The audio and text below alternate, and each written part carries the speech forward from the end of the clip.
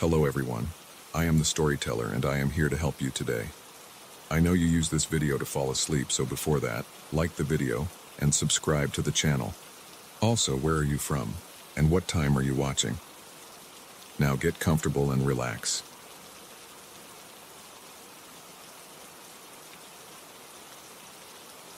That first night I thought it was just the wind moving through the old heating ducts. But wind doesn't breathe. Wind doesn't pause between inhales and exhales like failing lungs fighting for air. And wind definitely doesn't know your name. I had rented the farmhouse in October, looking for a quiet place to write my next book. The real estate agent pitched it as rustic charm with modern amenities, which meant the electricity worked most of the time, and the internet was just stable enough for basic research.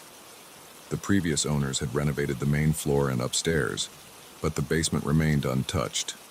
The breathing started 3 days after I moved in. I was sitting at my desk around 11 p.m. trying to outline my next chapter when I heard it, a weak, rattling sound coming up through the floorboards. At first, I barely noticed it over the tapping of my keyboard, but once I heard it, I couldn't unhear it. The sound followed a pattern, a shallow inhale lasting about 3 seconds, a 2-second pause, then a shaky exhale that seemed to catch halfway through, like someone with pneumonia struggling to clear their lungs. I got up and walked around the first floor, pressing my ear against the heating vents. The sound was loudest near the basement door. I opened it and stood at the top of the stairs listening. The breathing stopped immediately. I flicked on the light switch, illuminating the bare bulb that hung from the ceiling down there. Nothing moved in the harsh yellow light. "Hello?" I called down. My voice echoed off the stone walls. No response. I went down the creaking wooden steps, checking each corner of the basement. Empty boxes from my move sat in one corner. The washing machine and dryer huddled against the far wall. A few garden tools leaned against the stones, but no animals, no squatters, nothing that could explain the sound. I blamed it on old pipes and went back upstairs. But the next night, same time, the breathing started again. This time I grabbed a flashlight and went straight down. Again, the sound stopped as soon as I opened the door. I spent an hour searching every inch of that basement, behind the boxes, under the stairs, around the water heater. I even checked outside, thinking maybe some animal had made a den near the foundation. Nothing. This pattern continued for 2 weeks. Every night between 11 p.m. and 2 a.m. the breathing would start.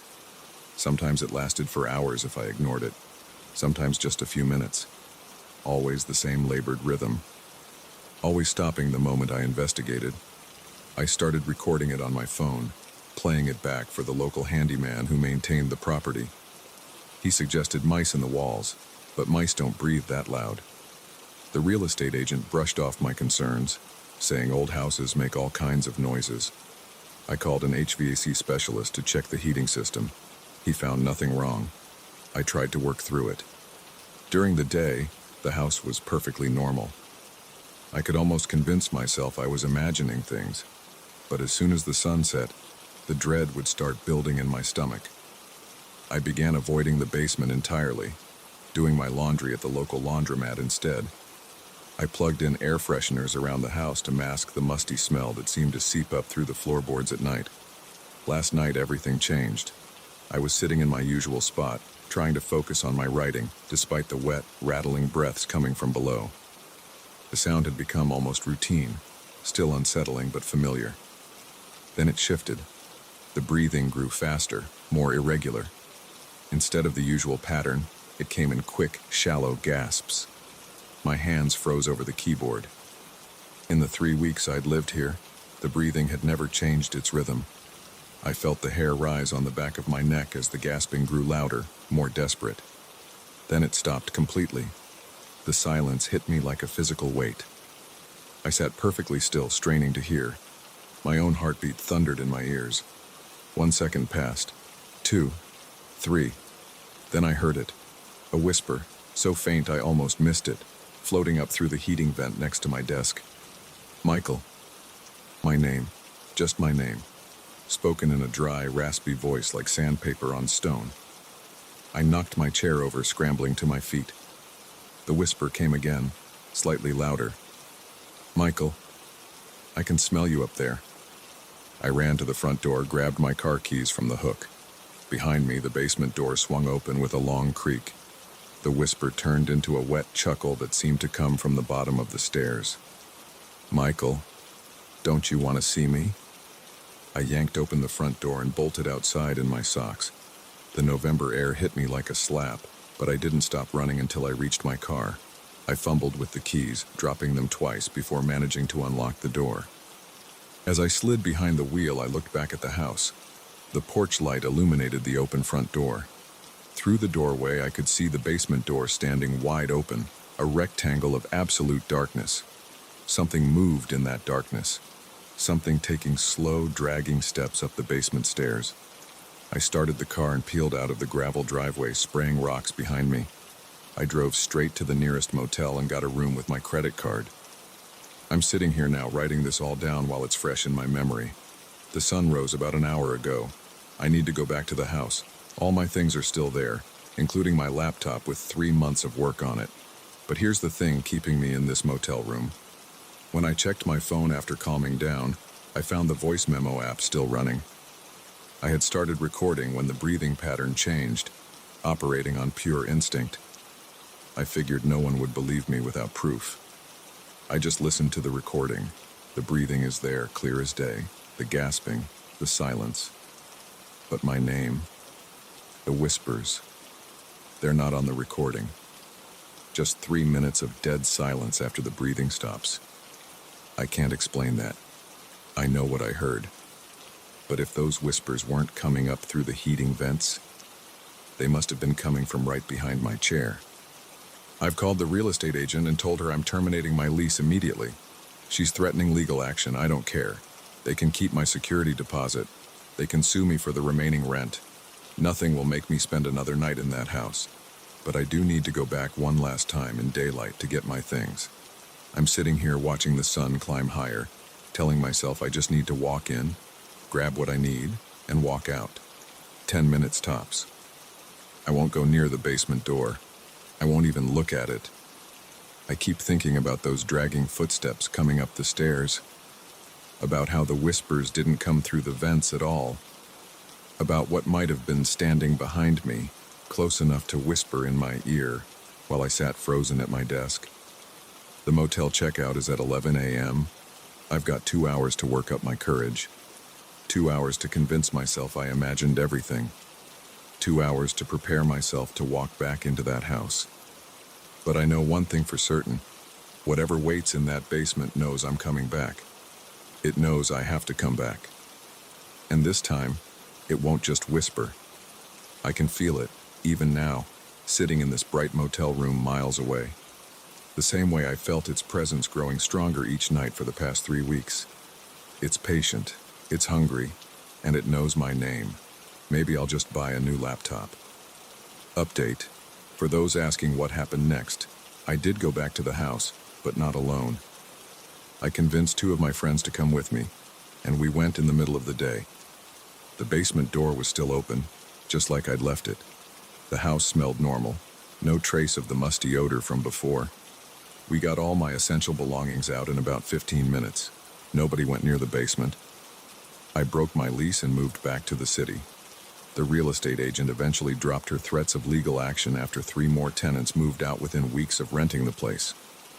Last I heard, the house is still on the market, listed as recently renovated farmhouse with rustic charm. Price reduced. Sometimes late at night when my apartment is completely quiet, I catch myself listening for that familiar rattling breath. So far I haven't heard it, but sometimes right as I'm falling asleep I remember something that makes me sit straight up in bed, my heart pounding. I never told the real estate agent my first name. We did everything through email and I signed everything as M. Anderson. So how did whatever was in that basement know to whisper Michael?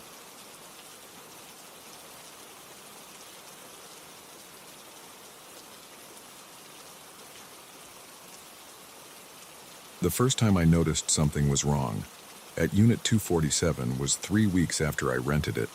A box of Christmas decorations had moved 2 inches to the left. I know because I'm the kind of person who takes photos of everything on my phone, including the layout of my storage unit. I checked the picture 3 times. Someone had definitely touched that box. I stood in the fluorescent-lit corridor of safe and sound storage, key in hand, staring at the metal door. The air smelled like concrete dust and old cardboard. Unit 247 was at the end of a long row of identical orange doors, tucked away in a corner where the security cameras didn't quite reach. That's why I got it at a discount. The facility manager, Dave, had been upfront about the blind spot when I signed the lease.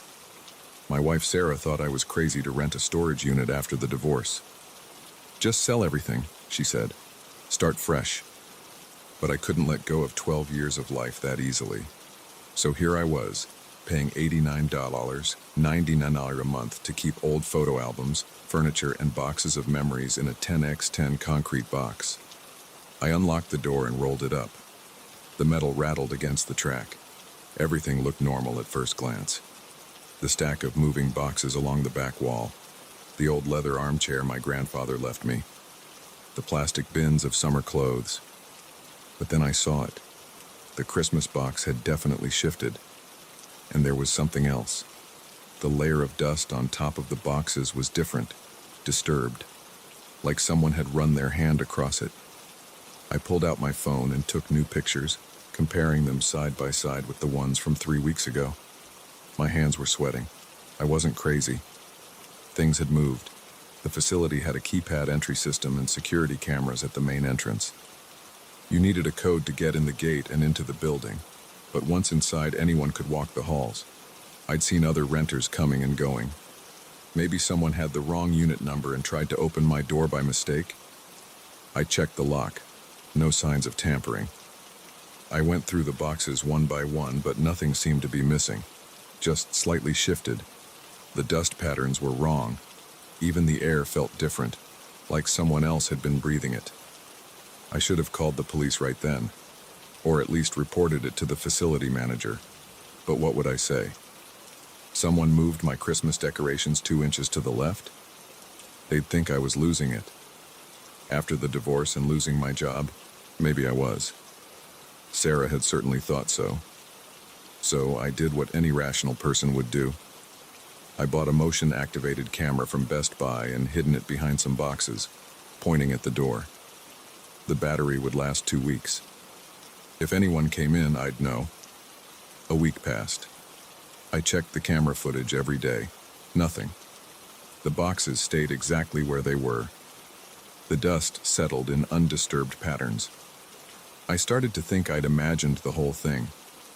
Then, during my weekly visit to swap out some clothes, I found the journal. It was wedged between 2 boxes of kitchen supplies I hadn't unpacked yet. A plain black notebook, the kind you'd buy at CVS. No name on the cover. I'd never seen it before. My hand shook as I opened it. The first entry was dated 14 months ago, March 15th, 2023. Something's wrong with Unit 247. I know I left the boxes stacked against the back wall, but today they were 3 feet forward. The facility says no one else has access to my unit. The lock wasn't tampered with. Am I going crazy? I almost dropped the notebook. 14 months ago, someone else had rented this unit. Someone else had noticed the same things I was noticing now. I sat down in my grandfather's leather chair and kept reading. March 22nd, 2023. More movement today. The plastic bins are now on the left side instead of the right. I set up a camera, but the footage shows nothing. It's like the boxes move between frames. The air feels wrong in there. Heavy. Like someone's been waiting for me to leave so they can walk around. April 3rd, 2023. I found footprints in the dust today. Small ones, like a woman's or a child's. They started at the door and ended at the back wall. Just stopped. Like whoever made them vanished into the concrete. I took pictures, but when I looked at them later, the prints were gone. The photos just showed undisturbed dust. April 15th, 2023. I hear whispers sometimes when I'm in there. Not words exactly. More like the memory of words. Like someone spoke 5 minutes ago, and the sound is still bouncing off the walls. I asked the manager if anyone died in these units. He said no, but his eyes shifted when he said it. April 30th, 2023. Something touched me today. I was reaching for a box on the top shelf and felt fingers brush against my neck. Cold fingers. I turned around, but no one was there. The door was still closed. I'm moving everything out tomorrow. This isn't worth the $89.99 a month. May 1st, 2023. I tried to move out today, but the strangest thing happened.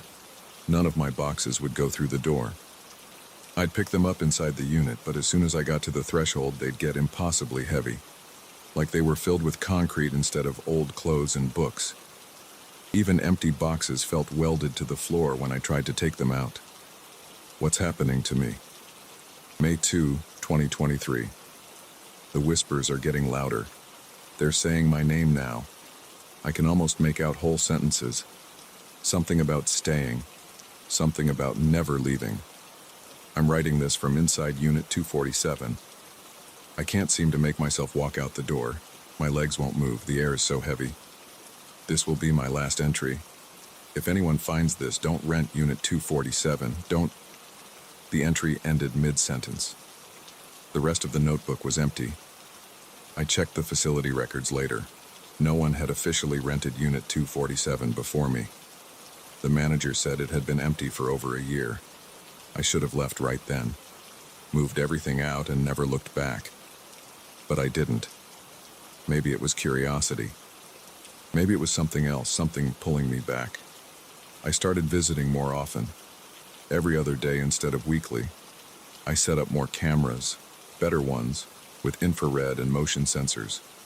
I mapped every box, every item, taking detailed photos and measurements.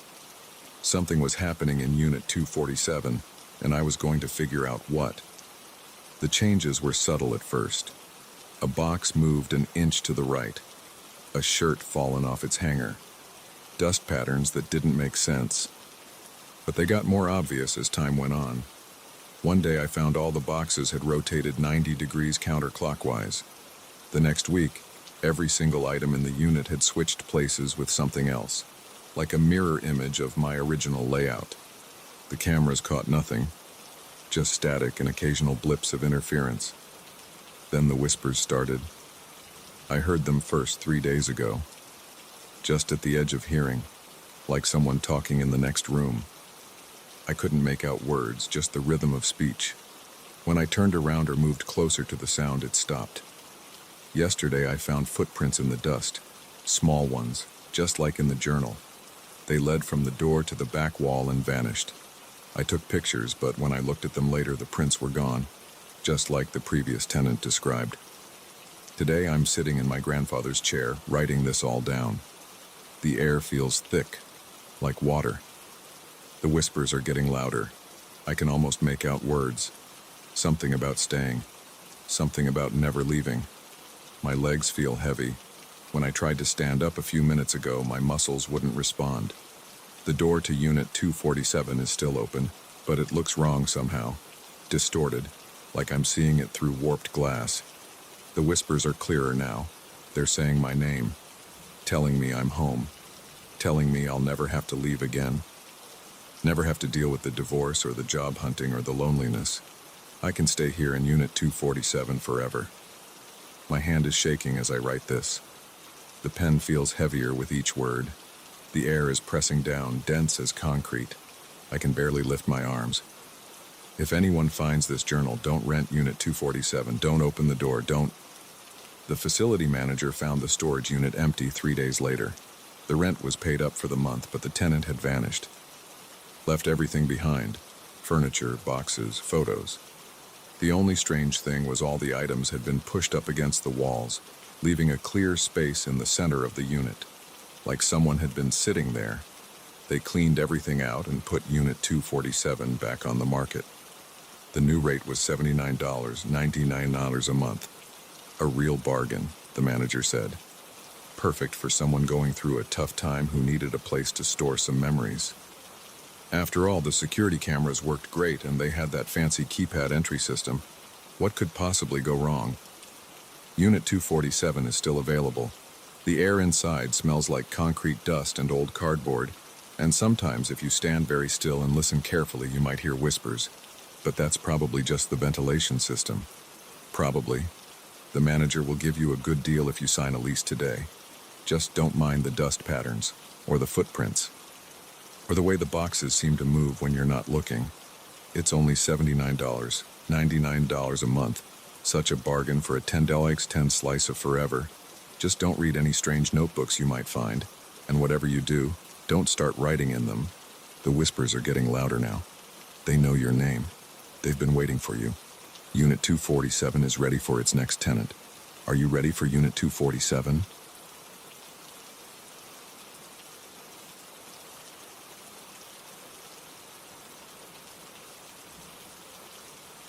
My hands are still shaking as I write this. I need to get it down while it's fresh. Everything at the Riverside Industrial Complex happened exactly as I'm about to tell it. I was there. I saw it. And I'm not crazy. It started 3 nights ago during my regular security shift at the old Morrison manufacturing building. The company converted most of the factory floor into modern office spaces last year, but they left the heavy machinery in the west wing. Said it would cost too much to remove it all. Insurance reasons or something. I didn't care. It was just another section I had to patrol. That night was dead quiet, like usual. Just the hum of the emergency lights and the occasional car passing on the highway outside. I'd done this route 100 times, lobby at 10 p.m., second floor at 11, factory wing at midnight. Clock in, walk through, check the locks, clock out. Same boring routine. I remember checking my watch as I unlocked the heavy metal door to the factory wing. 12:03 a.m. The door creaked. It always did, and I clicked on my flashlight. The beam cut through the darkness, bouncing off the dusty machines. Rust-spotted drill presses lined the walls. Ancient conveyor belts snaked across the concrete floor. Metal catwalks crisscrossed overhead, their railings thick with cobwebs. My footsteps echoed as I walked the main aisle. The air felt thick and stale, with that mix of old oil and metal that never quite goes away. My flashlight beam swept left to right, checking the shadows between the machines. Nothing unusual. Then I heard it. A scraping sound, like metal dragging across concrete coming from the back corner. I froze. The sound stopped. "Hello?" My voice bounced off the walls. No answer. I played my flashlight toward the noise. Just the old assembly line and stacks of rusted parts. Probably just the building settling, I told myself. These old places make weird noises all the time. I took another step forward. The fluorescent emergency light above me flickered once, twice, then went dark. Now only my flashlight lit the space. That's when I saw the shadow. Not my shadow, this one moved on its own, sliding across the floor between 2 massive press machines. It was human-shaped, but wrong somehow. Too tall, too thin. And it moved like smoke, flowing rather than walking. My heart slammed against my ribs. I swept the flashlight back and forth, trying to catch whatever was casting it. Nothing, just machines and empty space. But when I looked back at the floor, the shadow was closer. A wrench clattered to the floor 10 feet to my right. I spun toward the sound, flashlight beam shaking. The wrench lay in the middle of the aisle. It hadn't been there during my sweep a minute ago. "Who's there?" "This is security. Show yourself." The only response was another tool falling, this time behind me. Then another to my left. Soon tools were dropping all around me, clanging against the concrete seemingly at random. My flashlight darted from spot to spot, but I never saw them fall. They just appeared on the floor as if thrown by invisible hands. I backed toward the exit, pulse pounding in my ears. The shadow kept pace, always just at the edge of my vision. Never fully visible, but always there. Then the machine started. It was the drill press first. The ancient motor groaned to life, the chuck spinning up to speed with a high-pitched whine. I knew that was impossible. The power had been disconnected months ago. But there it was, running at full speed, bits of rust flaking off as it turned. One by one, other machines clicked on. A bandsaw's blade hummed. Conveyor belts creaked into motion. The massive hydraulic press slammed down with a boom that shook the floor. The whole factory floor came alive with grinding gears and spinning metal. I ran. Forgot protocol, forgot pride, forgot everything except getting out. My feet pounded against the concrete as I sprinted for the exit. The machines seemed to speed up, their noise building to a deafening roar. Metal screamed against metal. The shadow raced along beside me, stretching up the walls, growing larger. The emergency lights exploded overhead in showers of sparks. Tools flew from their places, whizzing past my head. My hand hit the exit door and I shoved hard. It didn't budge. I slammed my shoulder against it once, twice. The door finally burst open and I stumbled through, falling to my knees in the hallway. I kicked the door shut behind me and scrambled backward until I hit the far wall. The noise cut off instantly. Through the door's window, I could see the factory floor was dark and still. My flashlight beam, where I'd dropped it, showed only quiet machines and scattered tools. I sat there for a long time, trying to slow my breathing. My shirt was soaked with sweat. My hands wouldn't stop trembling. When I finally found the courage to stand, my legs felt like rubber. I retrieved my flashlight and did a final sweep of the factory floor. Everything was exactly as it had been at the start of my shift. The machines were cold and silent. The tools were all back in their proper places. Even the emergency lights were working normally. The only evidence anything had happened was a single wrench lying in the middle of the main aisle. When I went to pick it up, it was hot to the touch, as if it had been running at high speed. I finished my shift. What else could I do? I didn't report anything. Who would believe me? But I kept thinking about that shadow, about how it moved like something alive, about how it seemed to be searching for something, or someone. The next night, I called in sick. Couldn't face going back there, but I knew I couldn't avoid it forever. The night after that, last night, I forced myself to return. I had bills to pay after all, and maybe it had been a one-time thing. Maybe I'd imagined it all. I was wrong. The second I opened that factory door at midnight, I knew something was waiting. The air felt charged, like just before a lightning strike. My flashlight beam caught movement in the back corner, that same flowing shadow. But this time it didn't hide. This time it came straight for me. I don't remember much after that. Flashes of running, of machines roaring to life all around me. The shadow getting closer and closer, stretching up the walls, reaching for me with hands made of darkness. The whole building seemed to shake. I woke up hours later in the parking lot, my car keys in my hand. No idea how I got there. My uniform was covered in rust and oil stains. My flashlight was gone. I quit this morning. Let them keep the final paycheck. Nothing could make me go back into that factory at night. But here's the thing that really scares me. As I drove away for the last time, I glanced in my rearview mirror. Through the factory's windows, I saw that shadow moving between the machines, and it raised one long, thin arm and waved goodbye. I don't know what that thing was. I don't know what it wanted, but I know it's still there, waiting in that factory. And I know that sooner or later, someone else will have to take the night shift. Maybe they'll see what I saw. Maybe they'll hear the machines come alive in the darkness. Maybe they'll run from that searching shadow. Or maybe they won't be fast enough. I wrote this all down because I need someone to know what happened. Need someone to understand why I quit, why I can't go back. The official report just says I resigned for personal reasons. But now you know the truth. If you're reading this and you work nights at the Riverside complex, especially if you patrol the old factory floor, watch the shadows carefully. Listen for falling tools. And if the machines start running on their own, run. Run as fast as you can. Don't look back. Don't try to understand. Just run. Because that shadow is still there, still searching, still waiting. And next time, it might not let its prey escape. I know how this sounds. Trust me, I do. If someone had told me this story a week ago, I'd have laughed it off, called them crazy or drunk or attention-seeking. But I was there. I saw it with my own eyes, felt it with my own skin.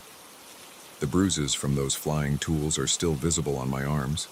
The rust stains haven't washed out of my uniform.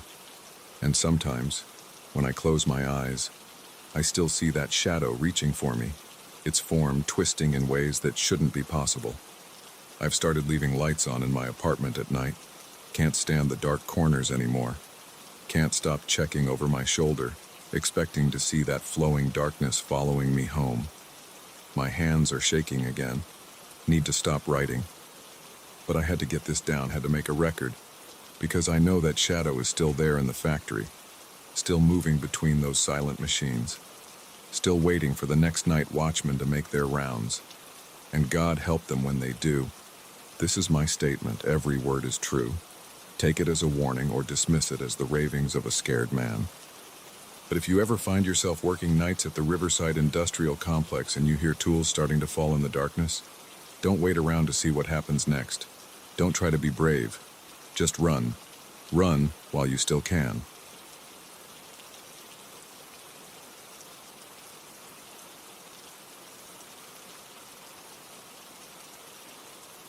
I died for 2 minutes on the operating table. The doctors brought me back, but something followed me. I know this sounds crazy. I've told myself that 100 times in the last 3 weeks, but I'm writing this down because I need someone to understand what's happening to me in room 412 of St. Joseph's Hospital. It started the night after my surgery. The pain meds had worn off around 2 a.m., and I was staring at the ceiling, trying not to move my chest where they'd cut me open to repair my aorta.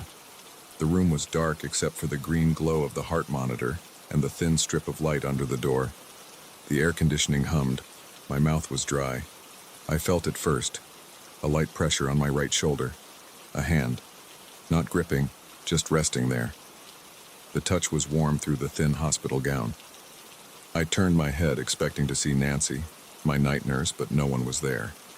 Just the empty visitor's chair and the closed curtain around my bed. The hand stayed for maybe 30 seconds, then lifted away. I pressed the call button. Nancy came in, her white shoes squeaking on the floor. "Everything okay, Mr. Henderson? Was someone just in here? One of the nurses?" She checked her tablet. "No, I've been at the desk for the last hour. No one's been in. Are you having pain? I can get you something." "No, I felt someone touch my shoulder." She frowned and checked my IV line, then my vitals. "Everything looks normal, probably just drowsiness from the meds. Try to get some sleep." I nodded, but I knew I hadn't imagined it. The warmth had been real.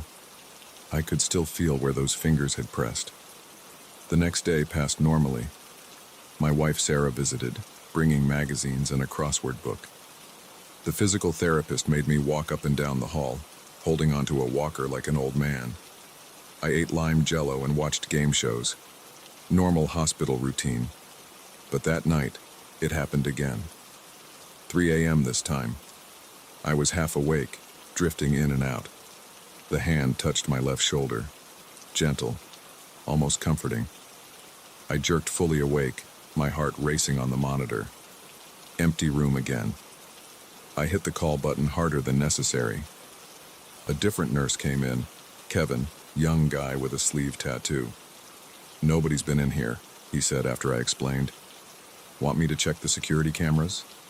"Yes, please." He came back 20 minutes later. "Reviewed the last hour of footage. No one entered your room. You sure you weren't dreaming?"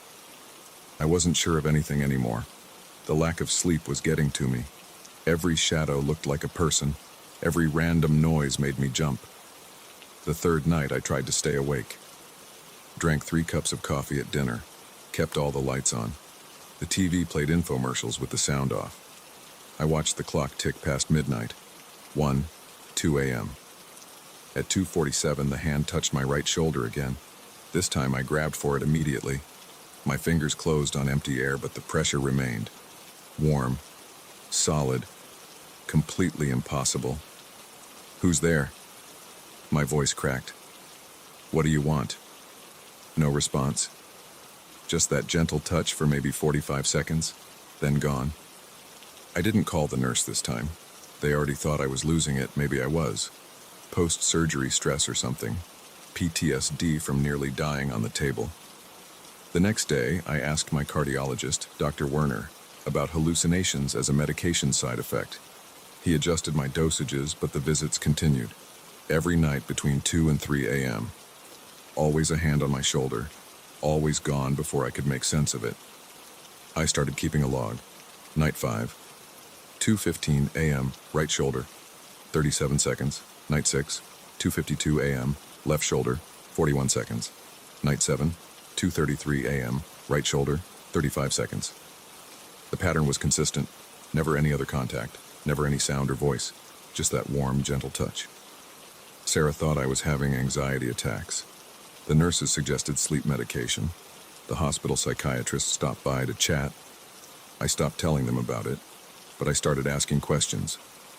Casual conversations with the maintenance guys, the cleaning staff, anyone who'd been at St. Joseph's for a while. Room 412 had a history. 10 years ago, a woman named Marie Chen died here after routine surgery. Complications from anesthesia. Her husband said she'd complained about someone touching her shoulder at night. The staff dismissed it as paranoia from the medications. 5 years later, an elderly man named Robert Williams spent his last week in this room. His daughter mentioned him talking about a comforting presence that would visit him at night. The nurses wrote it off as dementia. I found 3 more cases. Different patients, different years, same room, same experience. A gentle hand on the shoulder in the middle of the night. I should have been terrified. A ghost story coming true around me. But the touch never felt threatening. If anything, it was reassuring, like someone checking on me while I healed. Last night I finally saw her. I'd been dozing, the TV playing an old movie on mute. The touch came at 2:39 a.m., right shoulder. I kept my eyes closed, breathing steady. Counted to 10, then slowly turned my head. A woman stood beside my bed. Middle-aged, Asian, wearing a blue dress. She was transparent like a reflection in a window, but I could make out her features.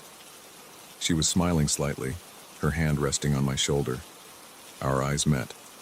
She didn't vanish or try to hide. Just kept that gentle smile. "Are you Marie?" I whispered. She shook her head. "Then who?" "I was a nurse here," she said. Her voice was faint, like someone talking from the next room. 37 years. I loved this job, loved taking care of people. "What's your name?" But she was already fading. Her hand lifted from my shoulder and she disappeared like smoke. I slept better that night than I had since the surgery. In the morning, I asked the head nurse, Mrs. Rodriguez, if she knew of any Asian nurses who'd worked here long-term and passed away. "Oh, you must mean Grace Liu," she said.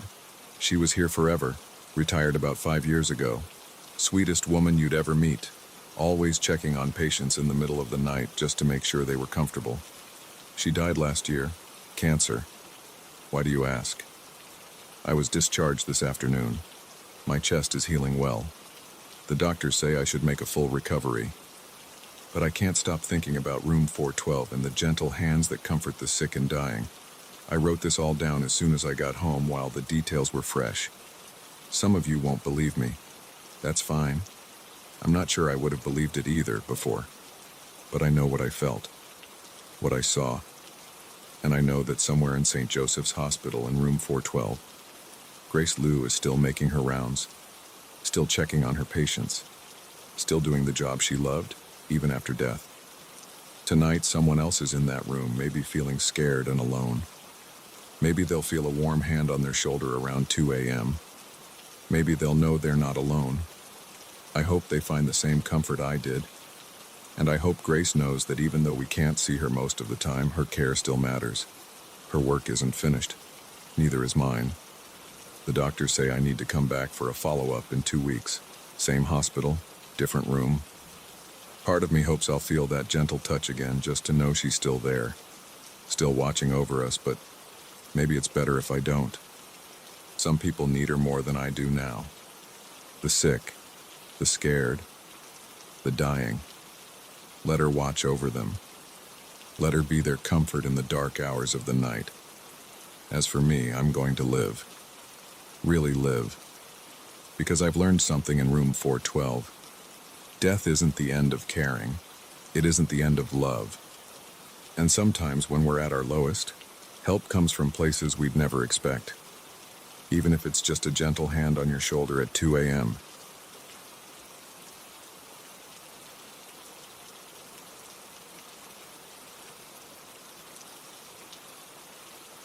Three weeks ago, I first saw him, just standing there in the rain, staring at my house. I didn't think much of it then. Now I can't sleep. Now I can't leave. Now I know he's always watching. The first night I was driving home from my late shift at the warehouse.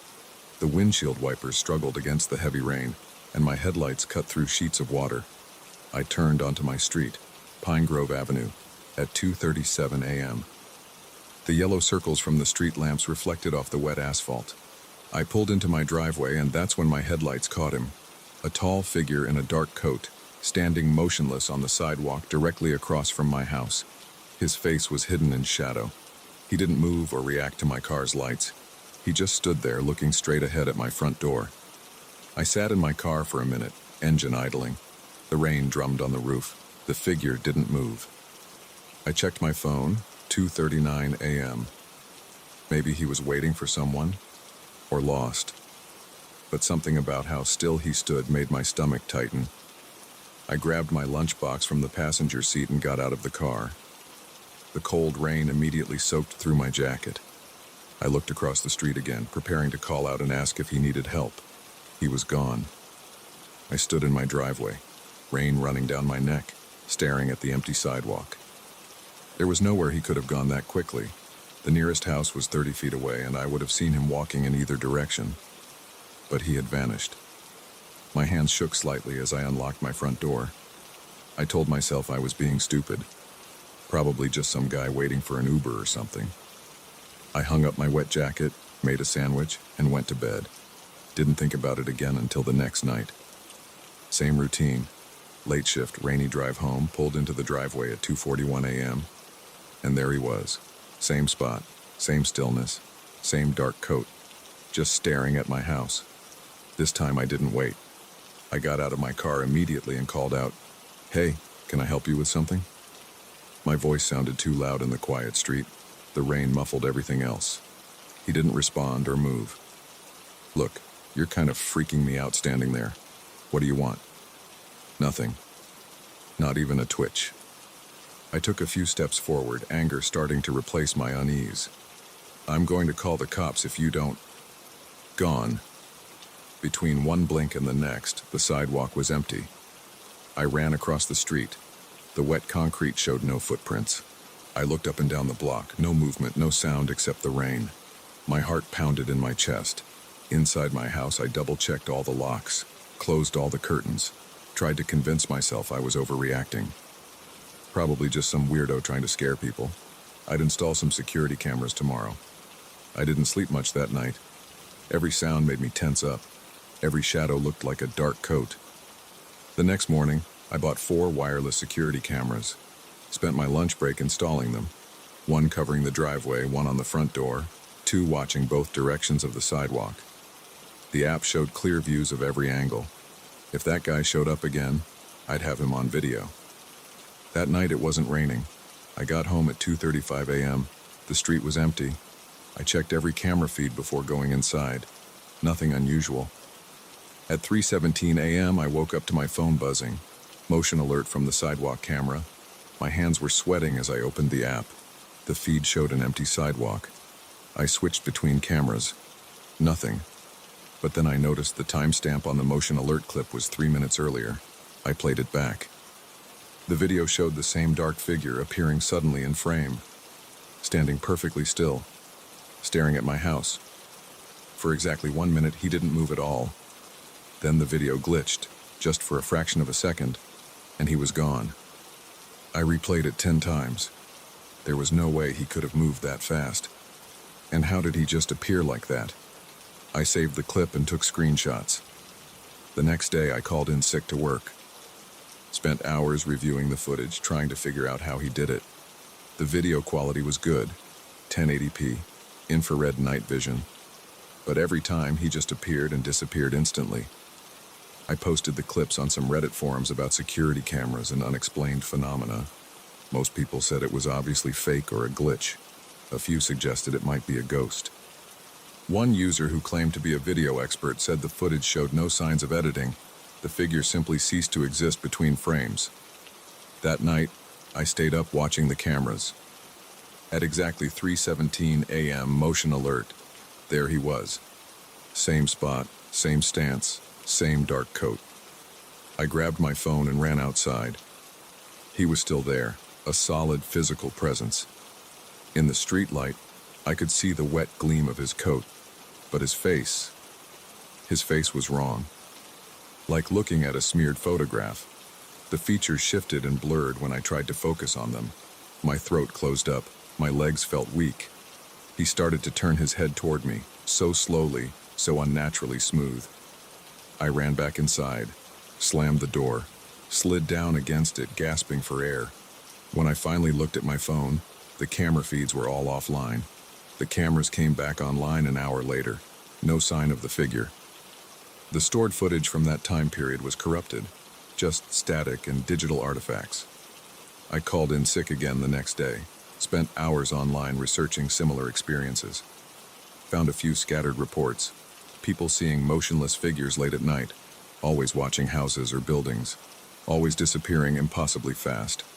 Never any clear photos or videos. That night, I parked my car down the street and watched my house from inside it. 3:17 a.m., he appeared. Through my binoculars, I could see more details of his coat, old-fashioned like something from the 1940s. Too pristine and dry despite the rain. His hands were pale white, hanging motionless at his sides. I watched him for the full minute until he vanished. Then I drove to a hotel and booked a room for the next week. It didn't help. Every night at 3:17 a.m., the hotel room door would rattle, just once. When I checked the peephole, he would be standing in the hallway, staring at my door with that blurred, shifting face. I switched hotels 3 times, same thing every night. I couldn't sleep, couldn't eat. Lost my job when I stopped showing up for shifts. 2 nights ago, I broke.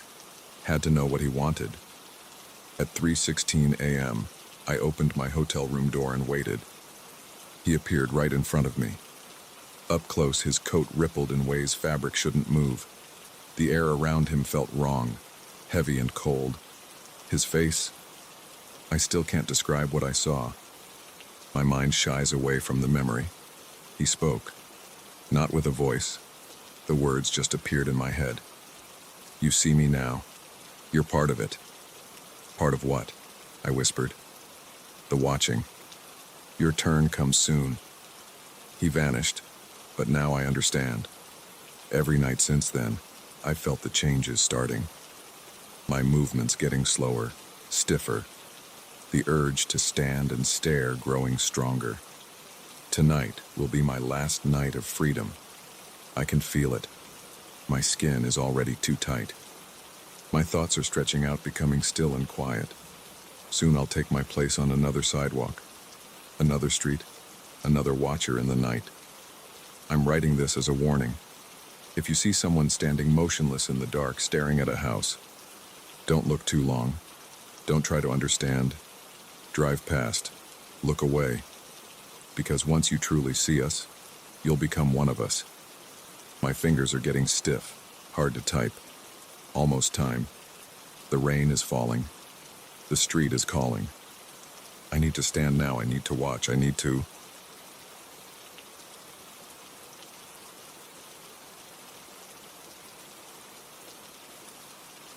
The letter sat unopened on my kitchen counter for 3 days before I finally worked up the nerve to read it.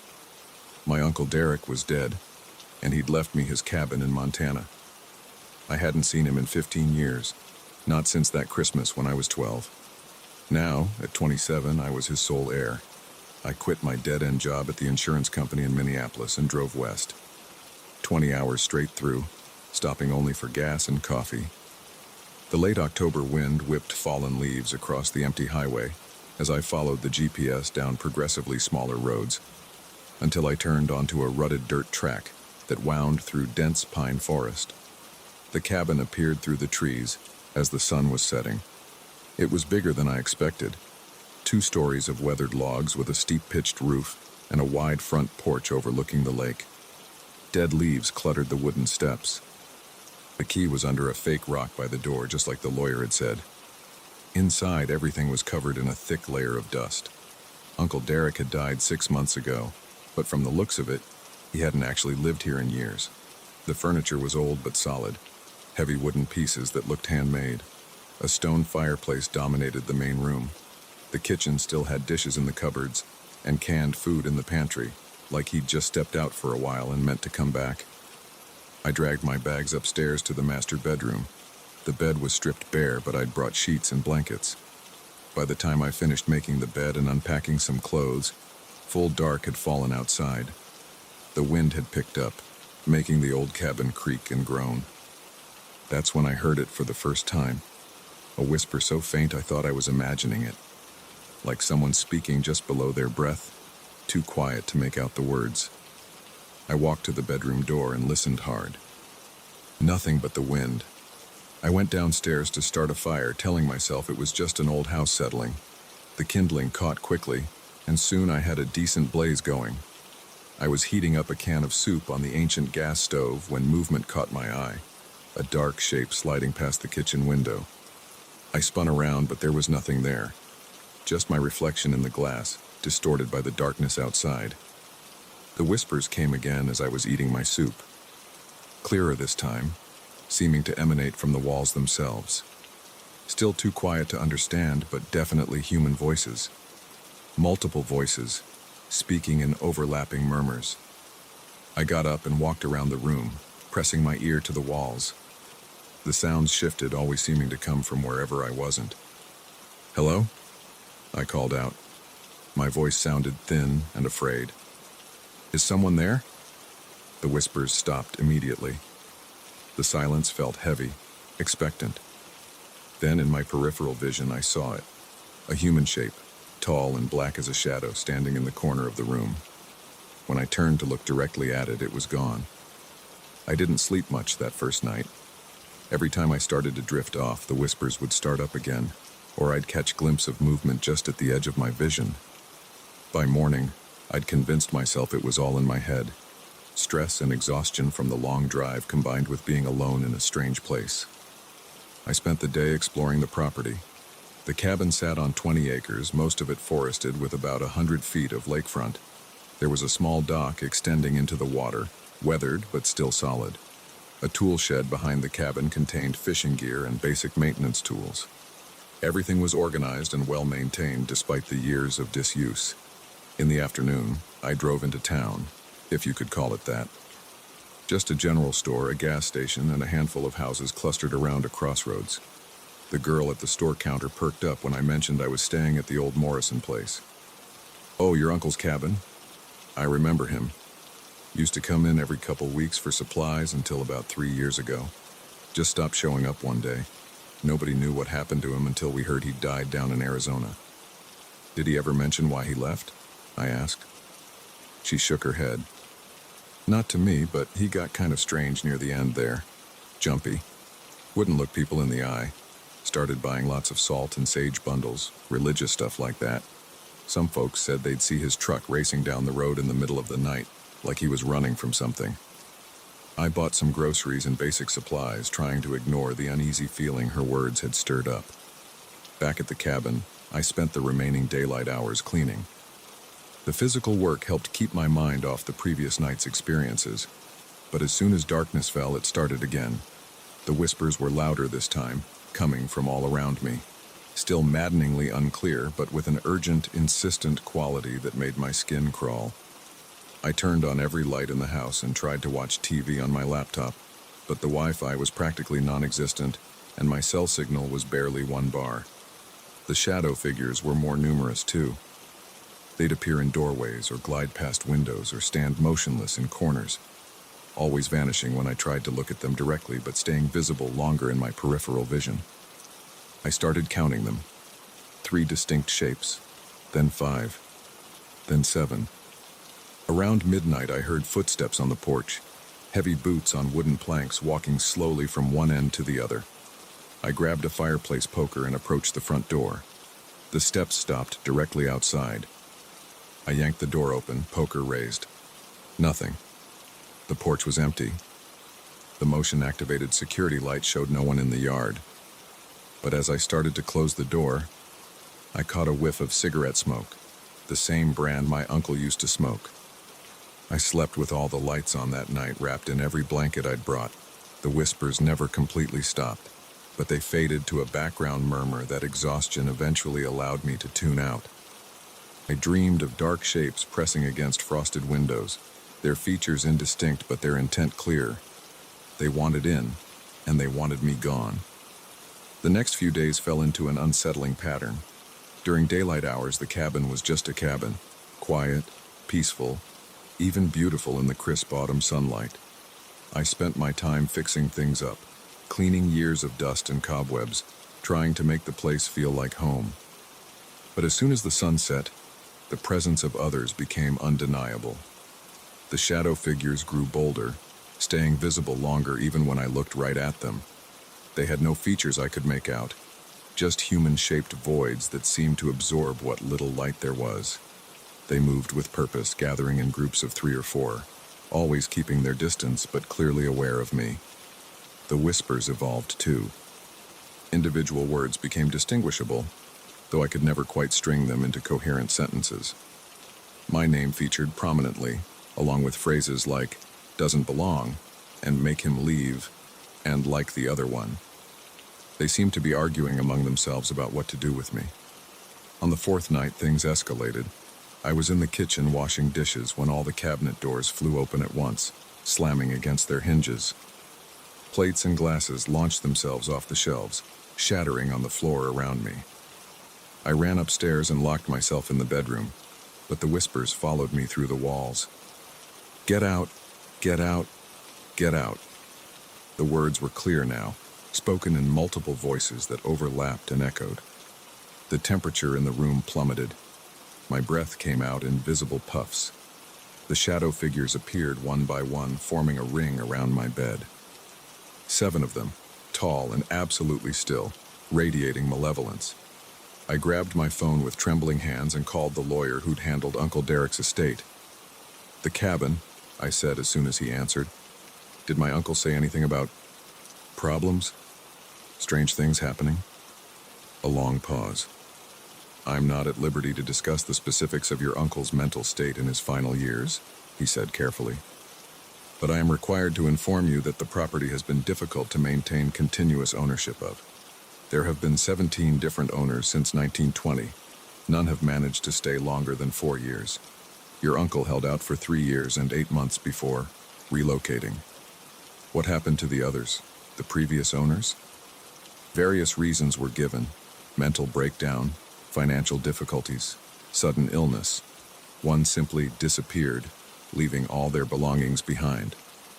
The property always ended up back on the market within a few years, usually sold at a significant loss. I hung up and started packing my bags. The shadow figures watched me the whole time, whispers building to a roar that filled the room. As I grabbed the last of my clothes from the dresser, a piece of paper fluttered to the floor. An envelope, yellowed with age, addressed to me in my uncle's handwriting. Inside was a single sheet of paper dated 3 years ago. "Jimmy, if you're reading this, it means I'm dead and you've inherited the cabin. I'm sorry. I should have warned you, but they wouldn't let me. They're always watching, always listening. They were here long before any of us, and they'll be here long after. They don't want us here. They'll try to drive you out like they did me, like they did all the others. But you don't have to leave. There's a way to stay if you're willing to pay the price. In the basement, behind the old water heater, there's a loose stone in the foundation wall. Behind it, you'll find what you need. But be sure, Jimmy. Be very sure. Because once you make the deal, there's no going back. Whatever you decide, I'm sorry for putting this burden on you. Uncle Derek." I stood there reading the letter over and over while the shadows pressed closer. The whispers had become a constant roar demanding that I leave. But underneath them, barely audible, I heard a new voice. My uncle's voice, speaking words I couldn't quite make out. My hands were shaking as I went down to the basement with my flashlight. The water heater stood against the far wall, crusted with rust and mineral deposits. I squeezed behind it, running my fingers over the rough stone foundation until I found it, a block that shifted slightly under pressure. It took all my strength to work it free.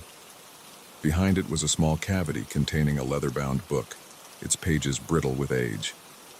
Handwritten on the cover were the words, "The Agreement." I carried it upstairs and sat down at the kitchen table. The shadow figures gathered around me, their whispers falling silent for the first time in days. Watching, waiting. I opened the book and began to read. The first entry was dated 1920, written in faded ink. "I have made my bargain with the others. They will permit me to remain here under the following conditions."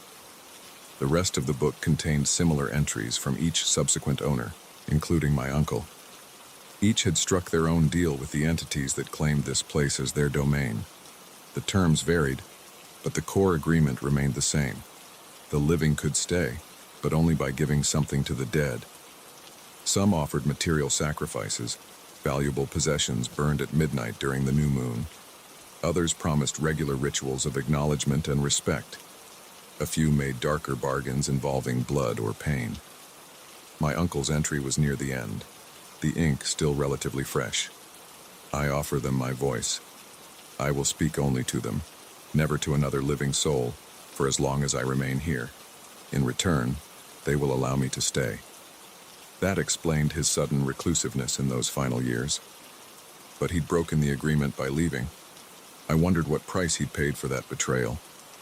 The shadow figures pressed closer as I neared the end of the book. There were still empty pages waiting to be filled, waiting for my own bargain, if I chose to make one. I could feel them all around me now, not just the 7 I'd counted earlier, but dozens more, filling every corner and shadow of the cabin. The air grew thick with their presence. The whispers started again, but different this time. Questioning, offering, bargaining. I picked up a pen, my hand hovering over a blank page. The cabin was beautiful, and it was mine by right of inheritance. Did I really want to give it up without a fight? But what price was I willing to pay to stay? The whispers grew louder, more insistent.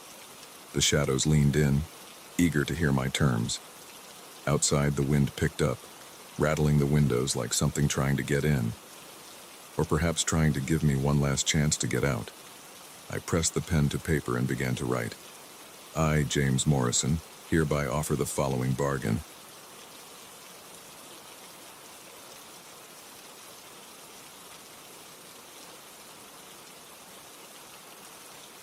The security footage from that night shows me getting on the 2 train at 1:47 a.m. I've watched it dozens of times now. The timestamp blinks in the corner as I swipe my Metro card and push through the turnstile. What the grainy video doesn't show is what happened 20 minutes later. I've tried to tell the MTA officials, the police, anyone who will listen, but they just look at me like I'm crazy. Maybe I am, but I know what I saw that night. And now, after finding that blog post, I know I'm not the only one. It was late January, and I was heading home from a double shift at St. Luke's Hospital. I'm an ER nurse, and we were short-staffed that week, thanks to a nasty flu outbreak. My feet hurt, my scrubs smelled like antiseptic, and all I wanted was to get back to my apartment in Brooklyn. The platform at 96th Street was empty except for a homeless guy sleeping on a bench. The fluorescent lights buzzed overhead, and the air had that familiar mix of brake dust and urine. When the train pulled in, I picked the middle car out of habit, not too close to the front or back where the crazies tend to congregate at that hour. The car was empty except for an old woman with shopping bags and some kid with headphones. I dropped into a seat, letting my work bag fall to the floor. The doors closed with their hydraulic hiss, and we lurched forward into the tunnel. At 72nd Street, the old woman got off. The kid with headphones stayed. A businessman in a rumpled suit got on, swaying slightly, probably heading home from a happy hour that went too long. He sat near the door, immediately closing his eyes. That's when I first noticed him. He was sitting on the opposite side of the car, about halfway down. An old wool coat, dark gray, or maybe navy blue, hung from his thin frame. His posture was perfectly straight, hands folded in his lap. Something about him made me uneasy, but I couldn't place why. The train stopped at Times Square. The drunk businessman stumbled off. The kid with headphones followed. No one got on. Now it was just me and the man in the coat. I pulled out my phone, trying to look busy while keeping him in my peripheral vision. He hadn't moved an inch, hadn't shifted, scratched, coughed, or made any of the small movements people naturally make. Just sat there, still as a statue. The unease grew stronger. I told myself I was being paranoid, just another weirdo on the late-night train. But then I noticed something that made my stomach drop. The windows across from me showed the dark tunnel rushing past, punctuated by lights. They also showed my reflection. Tired face, blue scrubs, slumped posture. But where the man in the coat sat, there was nothing. Just empty space. My heart started pounding. I blinked hard, rubbed my eyes. Maybe I was more exhausted than I thought. But when I looked again, it was the same.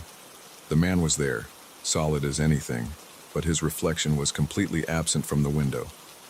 I gripped the pole next to my seat, knuckles white. The train's wheels screeched as we pulled into 14th Street Union Square. The doors opened with their usual ding. The man stood up. His movements were smooth, fluid, almost graceful. He walked to the door, each step precise and deliberate. Just before stepping off, he turned his head just slightly in my direction. His face was gray, bloodless, but his eyes were completely black, like empty sockets.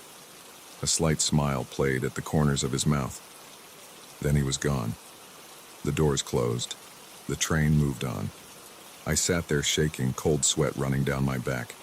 I counted the stops until Atlantic Avenue, hardly breathing. When I finally got off, I ran all the way home. The next day, I convinced myself it had been a hallucination brought on by exhaustion. 14-hour shifts will do that to you. I didn't take the late train for a while after that, spending money on Ubers I couldn't really afford. But the image of that face, those black eyes, stayed with me. Sometimes I'd wake up at night, heart racing, the memory as vivid as the moment it happened. 3 weeks later, I was scrolling through local news sites on my lunch break when I saw it. A blog post titled, "The Man Who Haunts the Subway." My hands started shaking as I clicked the link. The article was from a local paranormal investigation site, the kind that usually posts about haunted buildings and UFO sightings. But this was different. The writer had compiled dozens of accounts spanning the last 50 years, all describing the same thing: a man in an old coat, appearing late at night on various subway lines. No reflection, black eyes, that same slight smile. I read every word, my coffee going cold beside me. The earliest account was from 1973, a woman riding the A train home from her job as a waitress. She described the same fluid movements, the same bloodless face. In 1986, a taxi driver saw him on the 7 train at 3 a.m. More reports through the 90s and 2000s, all with matching details. But it was the last section that made my blood run cold. The blogger had done some research into subway archives. In 1957, a man named Daniel Cooper worked as a subway conductor. On February 12th of that year, he was found dead in his train car at the end of his late-night shift. The official cause was heart attack, but witnesses reported seeing him arguing with a passenger just before his death. The passenger was described as wearing a dark wool coat. He was never identified. I dug deeper, spending hours researching old newspaper archives. Daniel Cooper wasn't the only death connected to mysterious sightings. Over the years, there were others.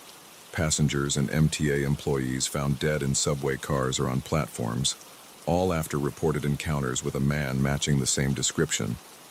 I started keeping a log of every mention I could find. Patterns emerged. He appeared most often between 1 a.m. and 4 a.m., usually when the cars were nearly empty, always on local trains, never express. The sightings clustered around certain stations: Union Square, 96th Street, Atlantic Avenue. I printed everything I found and took it to the police. They listened politely, then suggested I might want to talk to someone about job stress. The MTA officials were even less helpful. One security guard did admit that there were stories among the late-night workers, but wouldn't say more. I tried contacting some of the people who'd posted their experiences online. Most never responded. Those who did seemed reluctant to discuss it. One woman agreed to meet me at a coffee shop but didn't show up. When I emailed to reschedule, her response was brief. "Please don't contact me again. Some things are better left alone." But I couldn't leave it alone. The images haunted me. That face, those eyes, that terrible smile. I kept riding the late trains, hoping to see him again. I needed proof. Needed to know I wasn't crazy. For weeks, nothing happened.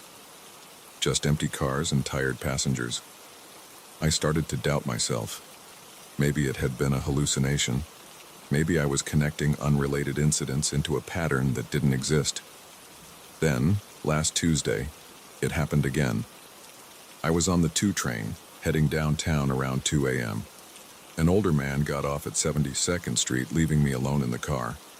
As the doors closed, I felt it, that same heavy stillness in the air. He was there, sitting in the exact same spot as before, same coat, same rigid posture, same absent reflection. This time I was ready. I pulled out my phone, opened the camera app. My hands were shaking so bad I could barely hold it steady. He turned his head toward me, slowly, deliberately. Those black eyes fixed on mine. The smile widened, showing teeth that were too white, too sharp. Then my phone died. Just went black, though I'd had 80% battery a moment before. The train lights flickered once, twice. When they stabilized, he was standing. I ran. Didn't wait for the next station. Just ran to the next car, pushing through the emergency doors. A couple of teenagers looked up in surprise as I burst in, gasping for breath. When we stopped at the next station, I looked back through the window between cars. The man was gone. My phone turned back on as if nothing had happened. That was 3 days ago. I haven't been able to sleep much since then. Keep seeing those eyes in the dark. That smile. I've started noticing other things too. The lights in my apartment flicker sometimes. Objects aren't quite where I left them. And last night, I woke up to find wet footprints leading from my front door to my bedroom, the kind of marks someone's shoes might leave after walking through subway puddles. I'm writing this all down because people need to know, need to be warned.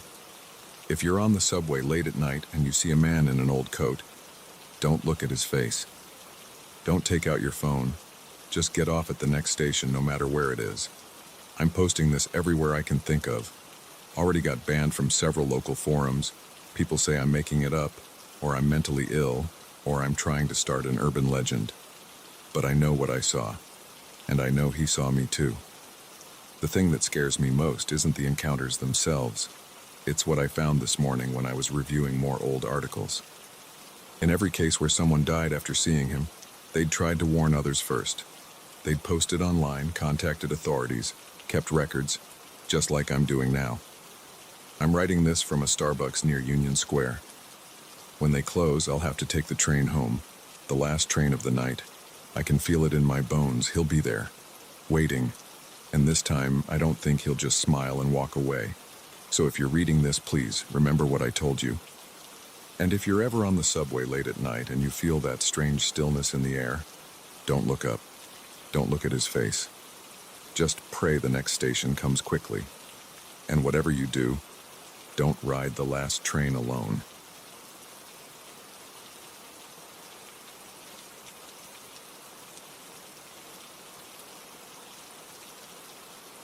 I found the key in my Uncle Patrick's desk, 3 days after I moved into his old farmhouse.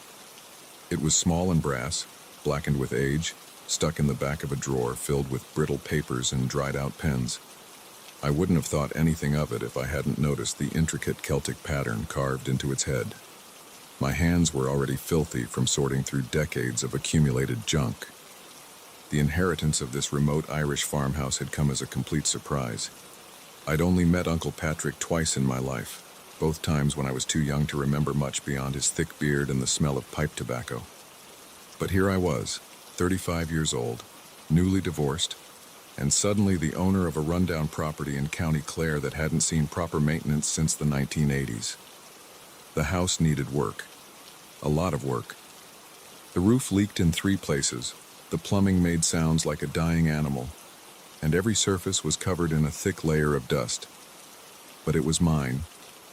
And after Sarah left, taking half our savings and most of my self-respect with her, this forgotten piece of family history felt like my last chance at a fresh start.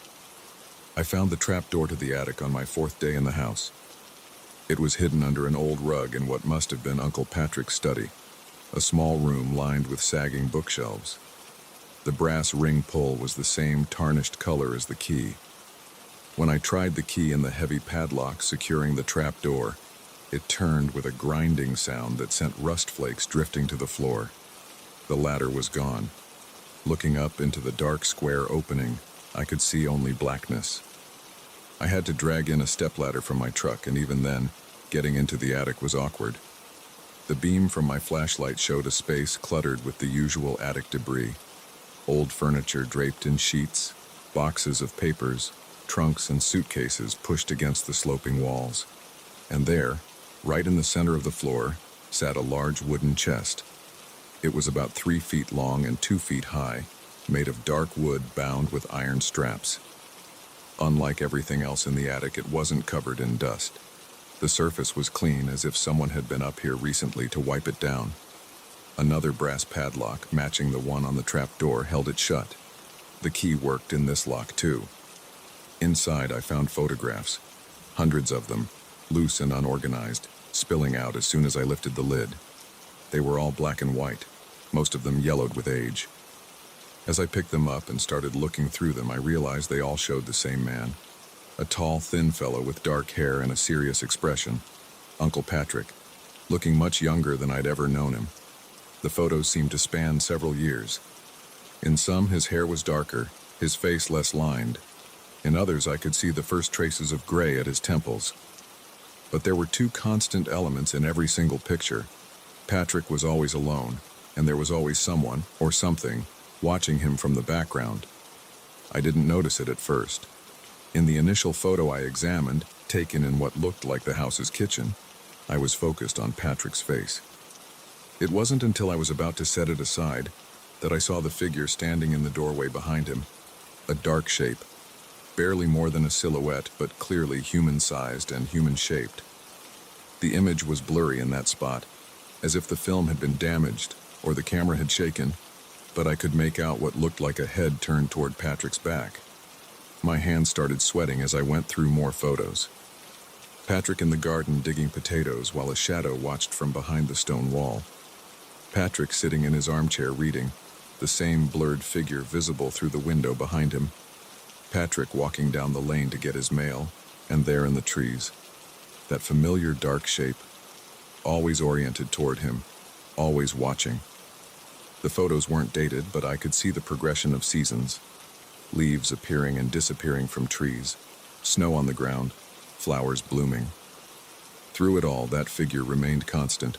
Sometimes it was closer, sometimes further away, but it was always there, always watching. My hands were shaking by the time I reached the bottom of the chest. The last photo showed Patrick sitting at his desk, the same desk where I'd found the key. He looked older in this one, closer to the age I remembered him.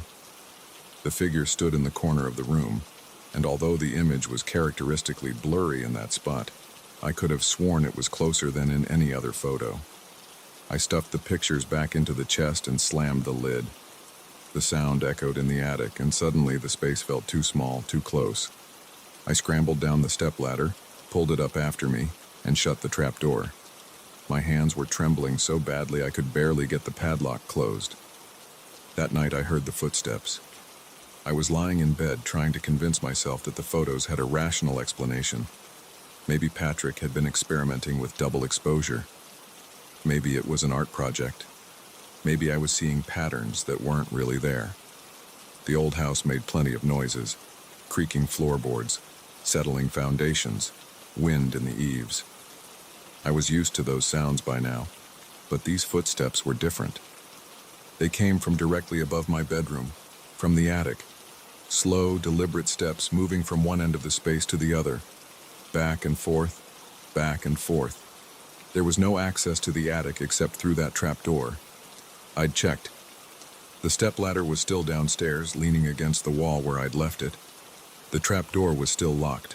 I could see the padlock gleaming in the beam of my flashlight when I went to check, my heart pounding so hard I could feel it in my throat.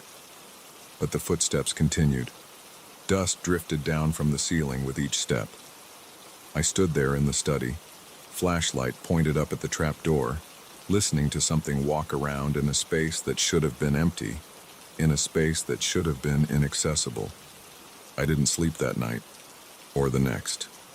The footsteps came again, always at night, always moving in that same pattern, back and forth, like something pacing, like something waiting.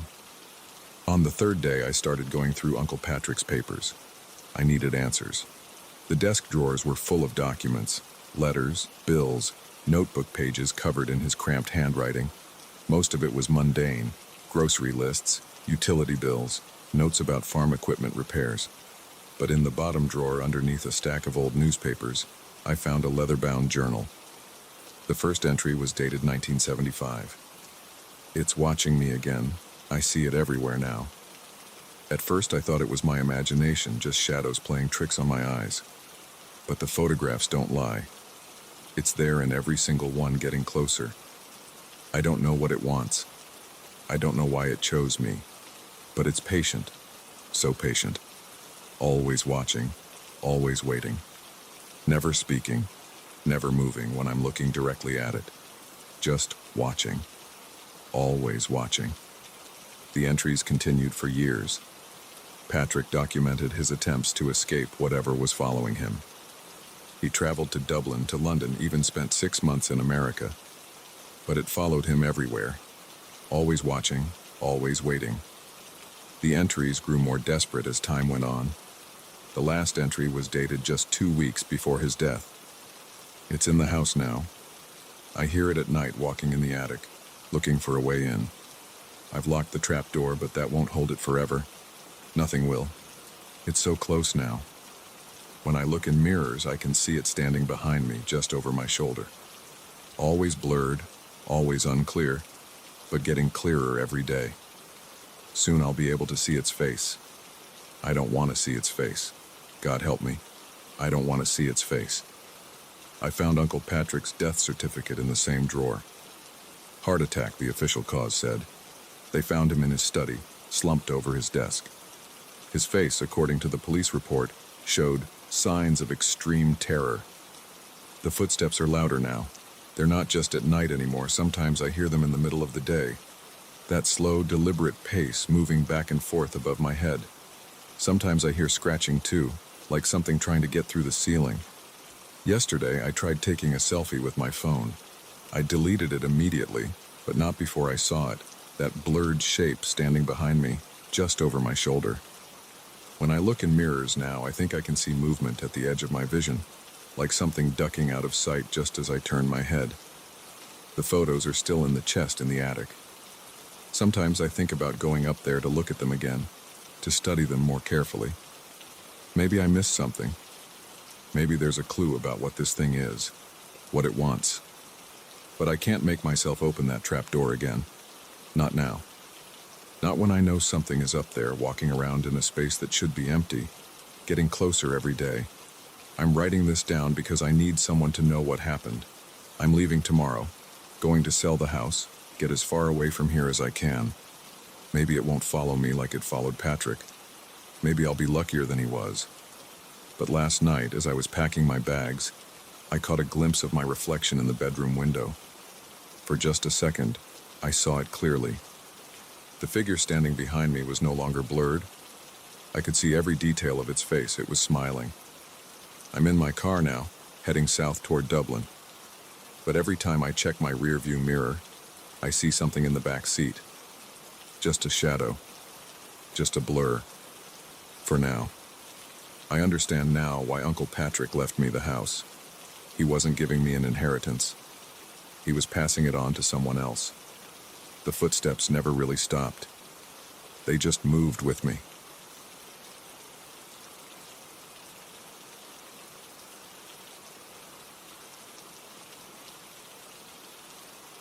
The first knock came on October 12th. 3 sharp raps against my apartment door at exactly 3 a.m. I know the time because my phone lit up right when I heard it. I was still awake, working late on my laptop in bed, the blue light from the screen the only illumination in my cramped Chicago studio. The sound made me freeze, fingers hovering over the keyboard mid-sentence. Nobody visits at 3 a.m. Not in this building, not in this neighborhood. I waited, listening. The radiator hummed. A car passed on the street below, its headlights sweeping across my ceiling. 20 seconds passed, then 3 more knocks, identical to the first set, sharp, deliberate, evenly spaced. My heart started beating faster. I closed my laptop, set it aside, and swung my legs over the edge of the bed. The floor creaked under my feet. Another set of knocks, louder this time. "Hello?" I called out. My voice sounded smaller than I intended. No response, just silence. I stood up, my t-shirt sticking slightly to my back with cold sweat. The distance from my bed to the door was only about 15 feet, but each step felt longer than usual. When I reached the door, I pressed my eye to the peephole. The hallway was empty, just the usual dingy beige walls and worn carpet lit by fluorescent lights that never quite seemed bright enough. I could see all the way to the stairwell door at the end of the hall. Nobody was there. My hand hovered over the doorknob. A voice in the back of my head screamed not to open it. But that was ridiculous. This was just my apartment building. Maybe someone had the wrong unit. Maybe some drunk neighbor got confused. I opened the door. The hallway air hit me, cooler than my apartment, with that slight musty smell that old buildings get. But there was no one there. I stepped out and looked both ways. Empty. The stairwell door was closed. The elevator indicator showed it was stopped on the ground floor. I went back inside, double-checked the locks, and tried to shake off the weird feeling settling in my stomach. Just some random occurrence, I told myself. Nothing to worry about. But it happened again the next night. And the next. Always at exactly 3 a.m. Always 3 knocks, followed by silence, followed by 3 more, getting progressively louder. Every time I checked, there was no one there. Every time I opened the door, I found an empty hallway. After a week, I stopped sleeping normally. I'd lie in bed staring at my phone, watching the minutes tick toward 3 a.m. Sometimes I'd try to stay awake until after the knocking passed. Other times I'd take sleeping pills and hope to sleep through it. Neither strategy worked. The knocks always woke me if I managed to fall asleep, and they always came if I stayed awake. I installed a security camera outside my door.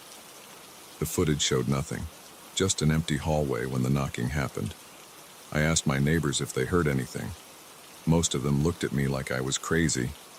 A few said they sometimes heard knocking but assumed it was normal building noise. The building manager wasn't any help either. "Old buildings make weird sounds," he said, not looking up from his phone. "Pipes, settling, that kind of thing. Nothing we can do about it. But pipes don't knock in perfect rhythm. Buildings don't settle on a precise schedule." By the second week, the knocks were loud enough to vibrate my door in its frame.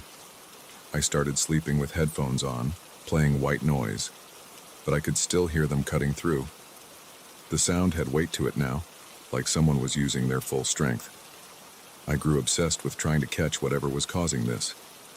I set up my laptop to record audio all night. I bought more cameras and positioned them at different angles. I even sprinkled talcum powder in front of my door one night, hoping to catch footprints. Nothing. The knocks appeared on the audio recordings clear as day, but the cameras showed empty space. The powder remained undisturbed. During the day, I searched online for similar experiences. Most results were obviously fake ghost stories or people complaining about noisy neighbors. Nothing matched what was happening to me. Then I found a post on an old forum about my building. Someone complaining about renovation noise back in 2012 mentioned that the building used to have a different layout. There had been a storage area in the basement that was converted into maintenance space. I hadn't been down to the basement since moving in 6 months ago. The door was always locked and tenants weren't supposed to go down there. But I had to know if there was something, anything, that might explain what was happening. Getting the key wasn't hard. The building manager kept them on a hook in his office. I waited until he went out for his usual afternoon smoke break, then slipped in and made a quick impression in some modeling clay. The next day, I had a copy made at a hardware store. That night, after the knocking finished, I waited an hour to make sure the building was quiet. Then I took my phone flashlight and the copied key and headed down. The basement door opened with a grinding noise that seemed too loud in the silent hallway. Concrete stairs led down into darkness. The air was thick with the smell of mold and old paper. My flashlight beam showed bare concrete walls covered in pipes and conduit. The maintenance area took up most of the space: tools, spare parts, paint cans. But in the back corner, partially hidden behind some old shelving, I found what used to be the storage room. It wasn't completely sealed off. There was a gap between the new wall and the old one, just wide enough to squeeze through if I turned sideways. I shouldn't have gone in. Every instinct told me to turn around and go back upstairs. But I had to know. The space behind the wall was small, maybe 10 feet square, empty except for some broken chairs and a cardboard box in the corner. The box was falling apart, softened by moisture. Inside, I found old papers, mostly maintenance records and utility bills from the 1990s. And at the bottom, a small leather-bound book. The cover was cracked and peeling, but I could still make out the year stamped on it, 1978. It was a diary. I took it back upstairs to my apartment and started reading. The entries began normally enough. Daily observations about work, weather, complaints about neighbors. The handwriting was neat, precise. But about halfway through, things changed. The first mention of knocking appeared in an entry from March. Heard strange knocking at night. Thought it was pipes at first, but it seems too regular. Always 3 knocks, always at 3 a.m. Called maintenance, but they found nothing wrong. The entries grew more frequent after that, more desperate. The handwriting became messier. The ink sometimes smeared like the writer's hands had been shaking. Knocking getting louder. Can't sleep. Nobody believes me.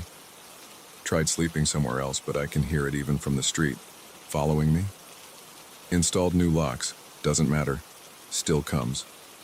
The final entry was dated April 15th, 1978. Just 3 words.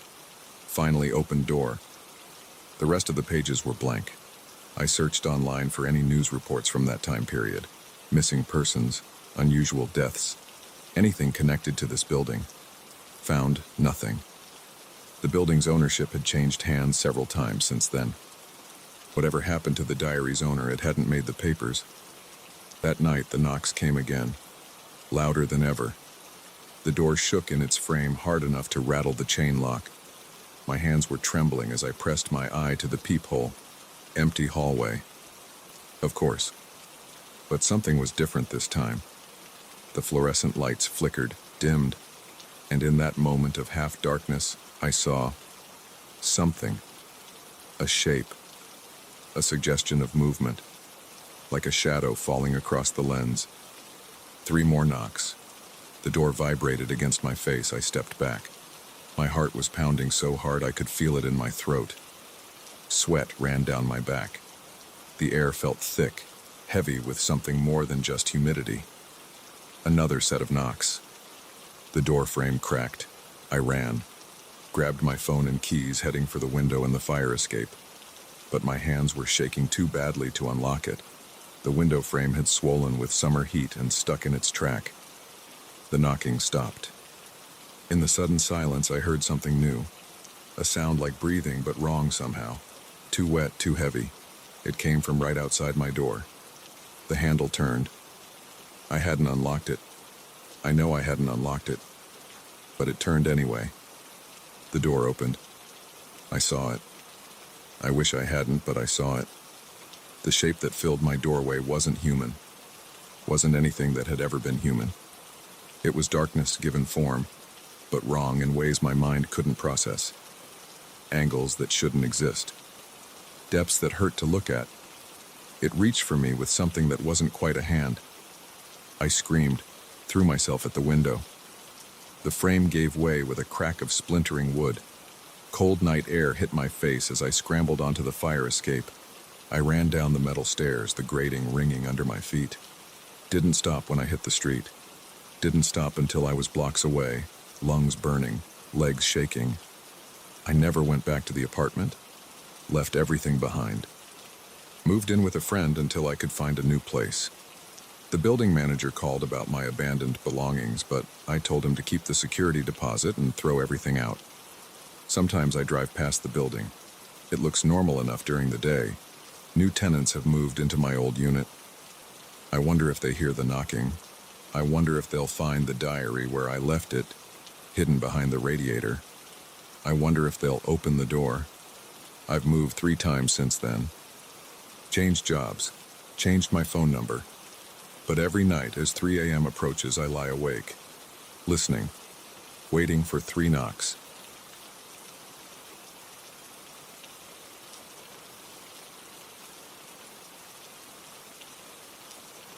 My hands were shaking when I dialed 911, but the dispatcher just told me what I already knew.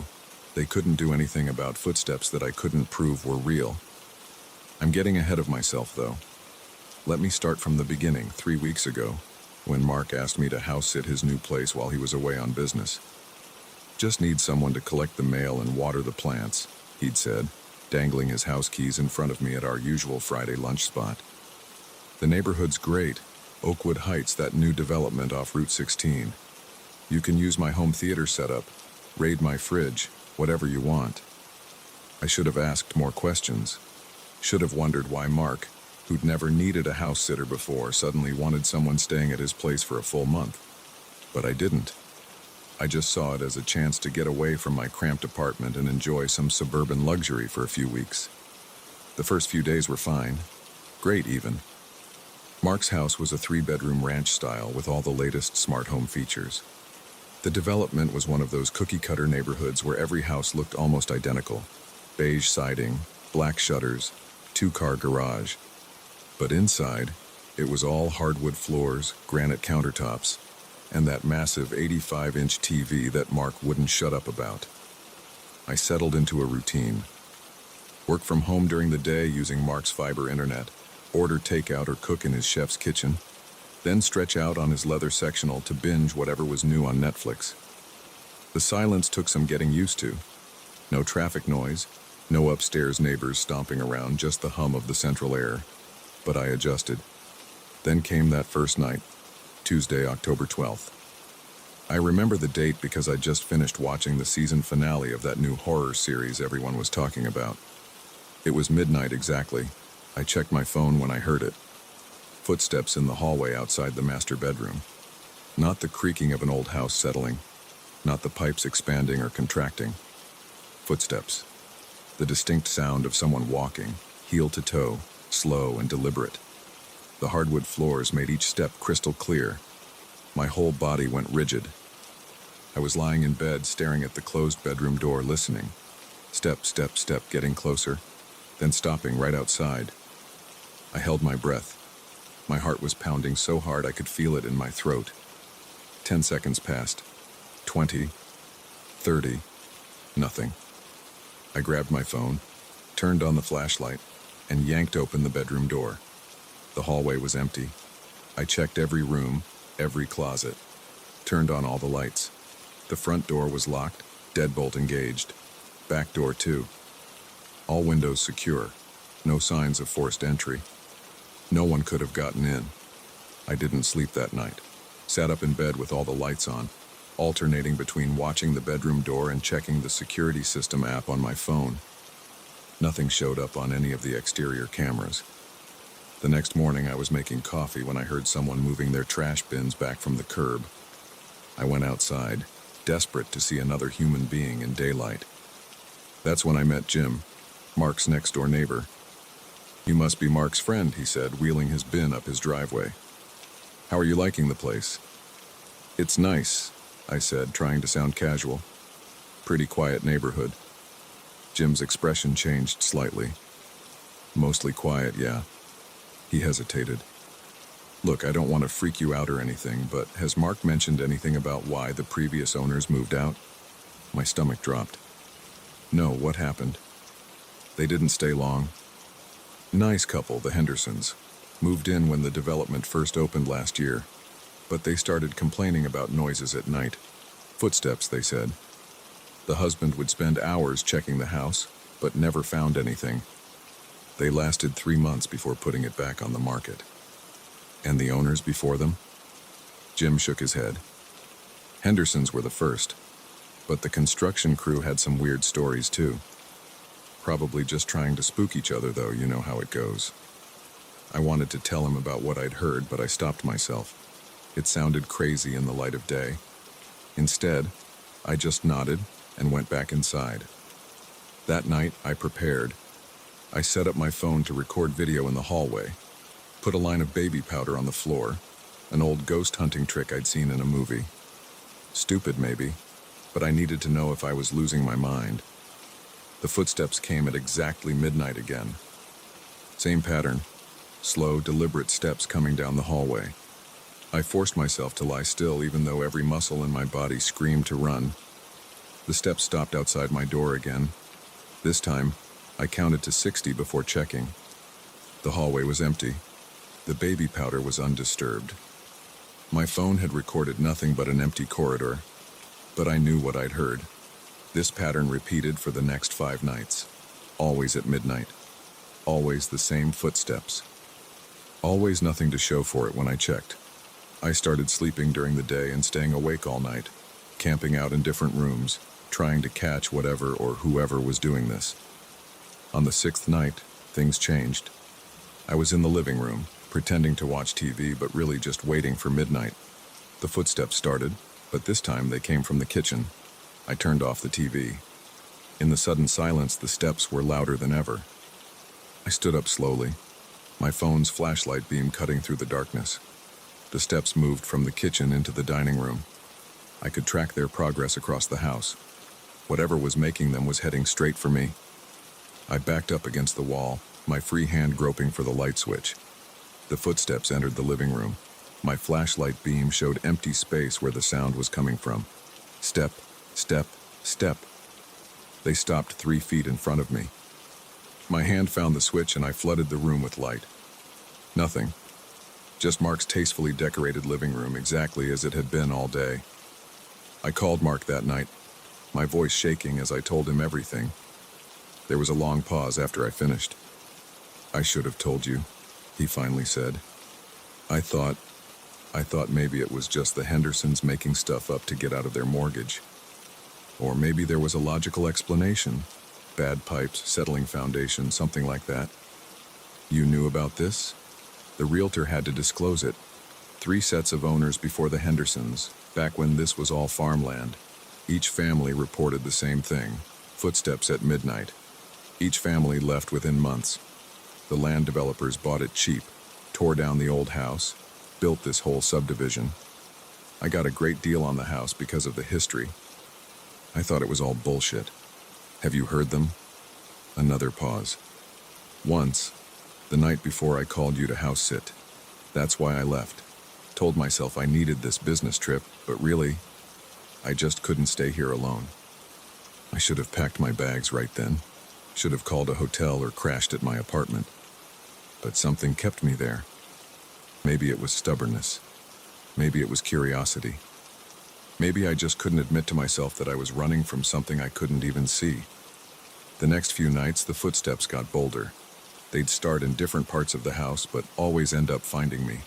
Sometimes they'd stop right next to where I was sitting or standing. Sometimes they'd pace around me in circles. Once they followed me from room to room for an hour straight. I tried everything I could think of. Salt lines at the doors and windows, religious symbols, sage burning, motion sensors. Nothing made any difference. Last night was the final straw. I was in the kitchen, making a late-night sandwich, trying to stay awake until midnight. The footsteps started early, 11:45 p.m. But this time, they weren't alone. I heard a door open upstairs, then another, then another. Multiple sets of footsteps moving through the house, coming down the stairs, spreading out through the first floor. I dropped the knife I was using to make my sandwich. It clattered on the counter as the footsteps converged on the kitchen. They surrounded me.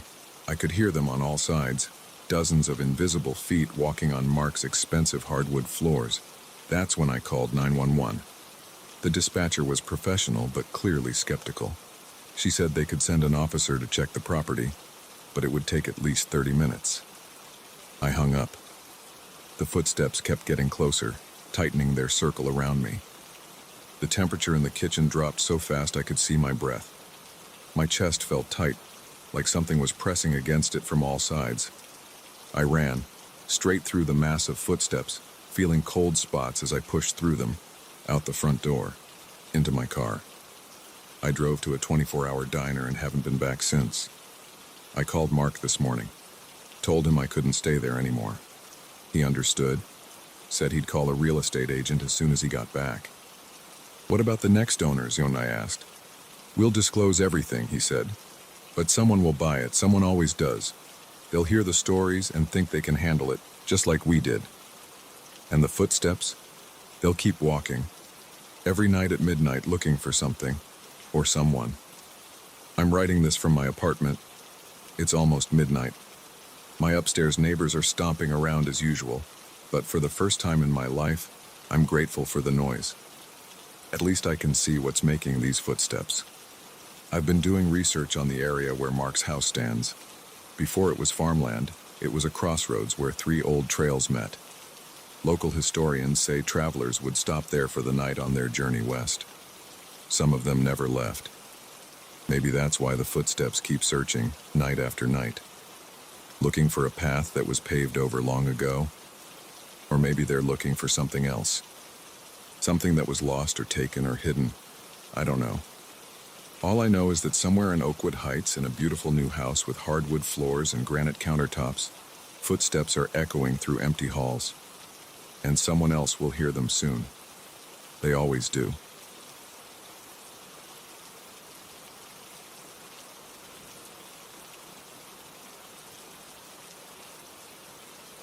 I shouldn't have stopped at that gas station. It was 2:47 a.m., and I'd been driving for almost 9 hours straight from Chicago to Denver. My bladder was about to burst, and the fuel gauge hovered just above empty.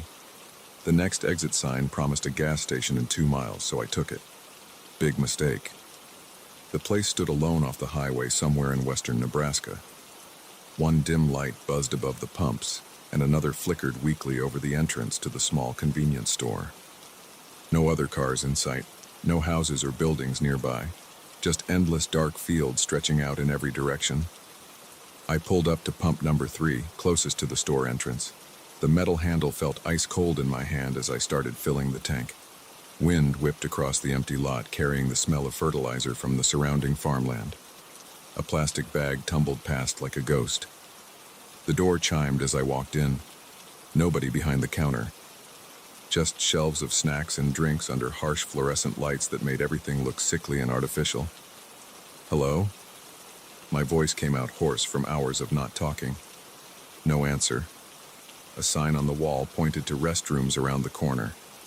The men's room door creaked when I pushed it open. The smell hit me first, that sharp mix of industrial cleaner and stale urine that all gas station bathrooms have. One of the overhead lights was out, leaving half the room in shadow. I went to the urinal and did my business, trying to ignore how exposed my back felt to the empty room. The walls were covered in graffiti, phone numbers, curse words, crude drawings. Someone had written, "They watch," in thick black marker above the mirror. That's when the feeling started, like fingers brushing the back of my neck, like eyes burning into my skull. I told myself it was just being alone in a strange place at night playing tricks on my mind. But my hands started to shake as I zipped up. I walked to the sink, keeping my eyes down. The faucet squeaked as I turned it on. Cold water splashed over my fingers. I reached for the soap dispenser, and that's when I made the mistake of looking up at the mirror. There was someone standing behind me. A dark figure, maybe 7 feet tall, impossibly thin. No features I could make out, just a black shape where a person shouldn't be. My heart stopped. I spun around so fast I slipped on the wet floor, catching myself on the edge of the sink. Nothing there. Just the empty bathroom stalls, their doors hanging open. I turned back to the mirror, only my own pale face staring back now, eyes wide with fear. But I knew what I'd seen. It had been there for just a fraction of a second, but it had been real. My legs felt weak as I backed toward the door, not wanting to turn my back to the room. The fluorescent lights buzzed. Water dripped from the faucet I'd left running. Each drop echoed like a gunshot in the silence. The door handle was slick with sweat when I grabbed it. I yanked it open and practically ran out into the hallway, my shoes squeaking on the linoleum floor. The store still empty. Still no sign of any employees. I should have left right then. Should have jumped in my car and gotten the hell out of there. But I needed to pay for the gas. The last thing I wanted was some cop pulling me over for theft, forcing me to come back to this place. "Hello?" I called out again, louder this time. "I need to pay for gas." A door marked, "Employees Only," stood ajar behind the counter. Maybe whoever was working had fallen asleep in the back room. I walked around the counter, my footsteps seeming impossibly loud in the quiet store. "Anyone here? Hello?" The back room was dark. I felt along the wall for a light switch but found nothing. The beam from my phone's flashlight caught stacks of cardboard boxes, a small desk with a computer monitor, an empty chair. Something moved in my peripheral vision. I swung the light toward it, but there was nothing there. Just more boxes and shadows. My phone screen showed no signal. Of course. Back at the counter, I found a bell and rang it. The sharp ding made me jump. It faded away into silence. That's when I noticed the security monitor mounted on the wall behind the register. Black and white footage from cameras around the store cycled across the screen. Empty aisles. Empty parking lot. Empty. I froze. The bathroom camera showed a figure standing in front of the mirror. Tall, unnaturally thin, standing completely still. But that wasn't what made my blood run cold. In the footage, I was still there too, standing at the sink. Except this was impossible. I'd left the bathroom several minutes ago. I watched in horror as my recorded self looked up at the mirror, watched as I spun around to face the figure. But in the footage, when I turned, the figure didn't disappear. It reached for me with long skeletal fingers. The image switched to another camera view before I could see what happened next. My hands shook as I pulled out my wallet and dropped a $50 bill on the counter. Screw the change. I had to get out of here. The bell above the door chimed as I rushed outside. The wind had picked up, howling across the empty lot. I fumbled with my keys, almost dropping them twice before getting the door unlocked. The engine roared to life. I threw the car in reverse and hit the gas too hard, tires squealing. As I turned to look over my shoulder, movement caught my eye. There in the store window, a figure watching me. Tall, thin, dark. I slammed the gear shift into drive and floored it. Gravel sprayed as the tires spun. The gas station disappeared into my rearview mirror. Mile after mile rolled past. My hands were clenched so tight on the steering wheel that my knuckles had gone white. Every shadow on the road made my heart race. Every reflection in my mirrors made me flinch. The sun was starting to rise when I finally pulled into my driveway in Denver. I sat there for a long time, engine idling, trying to convince myself it had all been exhaustion and an overactive imagination. But I knew better. I went inside and immediately headed for the bathroom.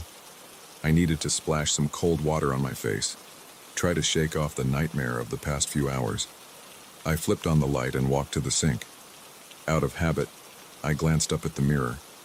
There was someone standing behind me. This time, when I spun around, they didn't disappear. This time, those long fingers reached for my throat. This time, well, I suppose you've probably seen the security footage by now. It's been all over the news. That gas station in Nebraska where a man walked into the bathroom and never walked out. Where the cameras caught something impossible. Where they found nothing but a few drops of blood on the sink and a cell phone with one final blurry photo. But what the news won't tell you, what they can't tell you, is that I'm still here. Still watching. Still waiting in every mirror, every reflection, every dark corner. And sometimes, late at night, when you're alone in a bathroom somewhere, You might catch a glimpse of me standing behind you, just for a second. But by then, it will be too late. You'll turn around, of course, everyone does, and I'll be waiting.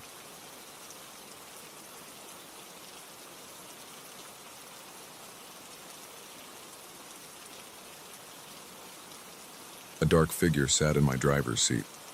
That's what stopped me dead in my tracks, 20 feet from my Honda Civic in the empty mall parking lot at 11:47 p.m. The overhead lights cast enough yellow glow to see someone was definitely there, head visible above the headrest, shoulders hunched forward.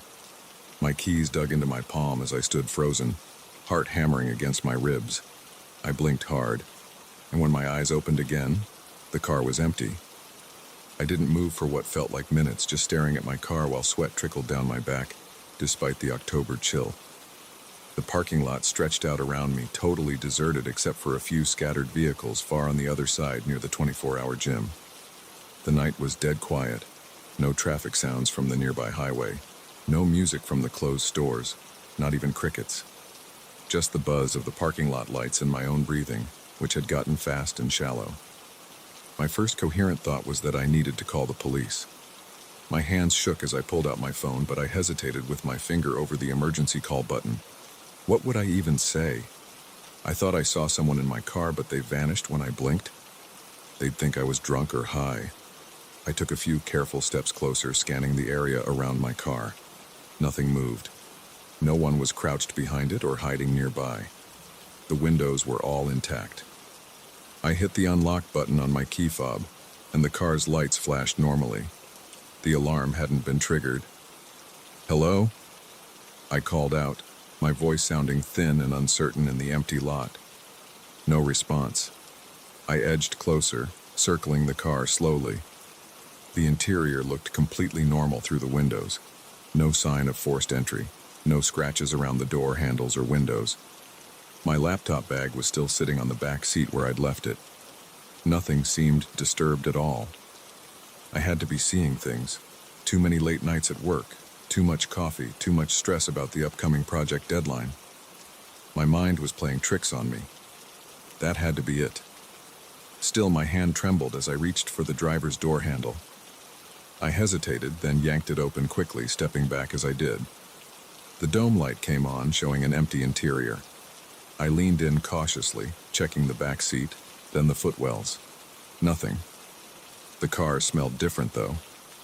Under the normal leather and coffee scent was something else, musty and organic like wet soil or rotting leaves. I wrinkled my nose, wondering if I'd tracked something in earlier.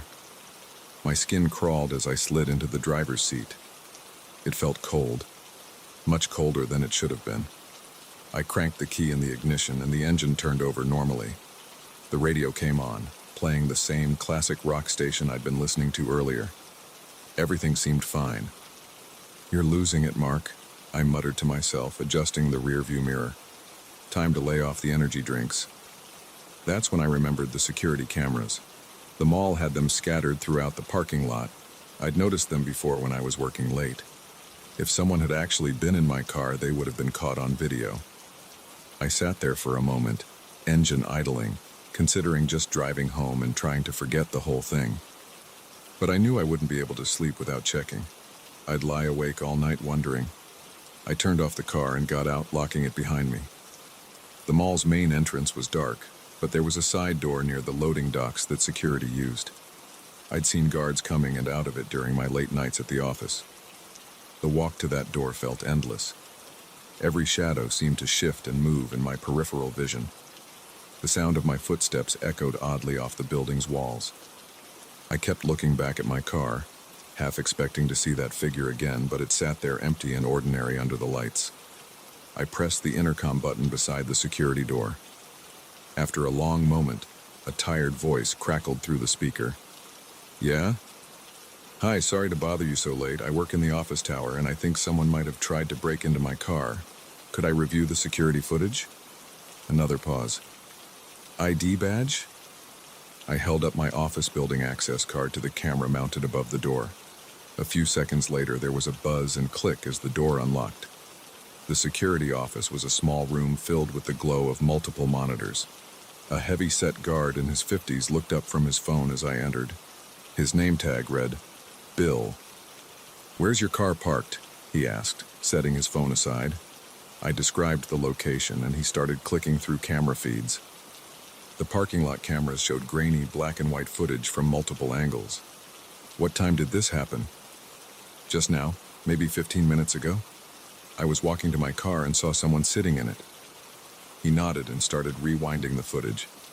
I watched myself walking across the lot, stopping suddenly. The camera angle wasn't great, but you could clearly see me standing there staring at my car.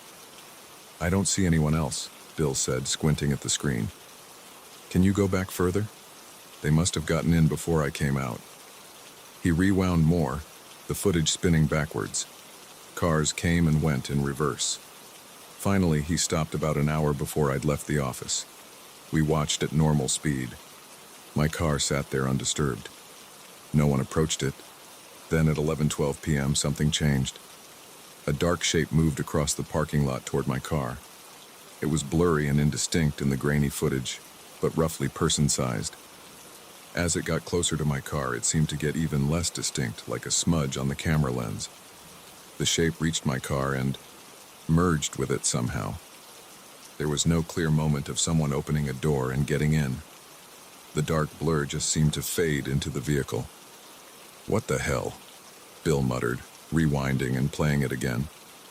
The same thing happened, the shadow approaching, then seeming to melt into my car. "Can you check other angles?" I asked. My mouth had gone dry. He switched to different cameras.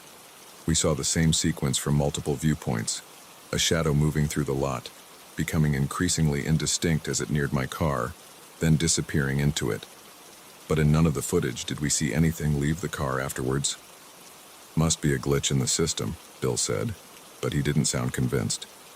"Sometimes we get weird artifacts in the night footage. Infrared can do funny things." "Yeah," I said weakly. "Must be." He offered to walk out to my car with me, but I declined. I didn't want him to see how badly my hands were shaking. The walk back to my car felt even longer than before. Every step took conscious effort. Part of me wanted to just leave the car there and call an Uber, but I needed it for work tomorrow. I couldn't leave it. As I got closer, I noticed something odd about the driver's side window. In the harsh parking lot lights, I could see what looked like frost patterns spreading across the glass, but it was over 50 degrees out. I unlocked the door again. That musty smell was stronger now, with an underlying metallic tang that reminded me of old pennies. The seat was still cold, so cold it seemed to radiate a chill I could feel from several feet away. I almost jumped out of my skin when my phone buzzed. A text from my wife. "Everything okay? You're usually home by now." I typed back quickly. "Working late. On my way soon." I had to get in the car. I had to drive home. Standing here all night wasn't an option. Taking a deep breath, I slid into the driver's seat. The cold seemed to seep through my clothes immediately. I started the engine, cranked the heat, and pulled out of the parking space. The drive home was tense. I kept checking the rearview mirror, though I'm not sure what I expected to see. The back seat remained empty. But that smell wouldn't go away, even with all the windows down and the heat on full blast. I noticed other small things as I drove. The radio kept losing signal, dissolving into static before clearing up again. The dome light flickered occasionally. The temperature gauge swung wildly between hot and cold despite the steady heat pumping from the vents. About halfway home, I glanced at the rearview mirror and saw something that made my heart stop. For just a split second, I swore I saw someone in the back seat. Not clearly, just a darker shadow against the darkness. I jerked the wheel, nearly swerving into the next lane before getting the car under control. When I looked again, the back seat was empty, but the mirror had frosted over completely, obscuring the view. I made it home in record time, probably breaking several speed limits. I pulled into my driveway and killed the engine, sitting there for a moment in the dark. The garage door opener hung from my visor. I always parked in the garage, but something made me hesitate to pull in tonight. Some instinct told me I didn't want this car enclosed in a small space with my house. My wife was asleep when I went inside. I told her I had a headache and went straight to bed, but I didn't sleep. I lay there for hours, listening to the house settle and trying not to think about what I'd seen in the parking lot.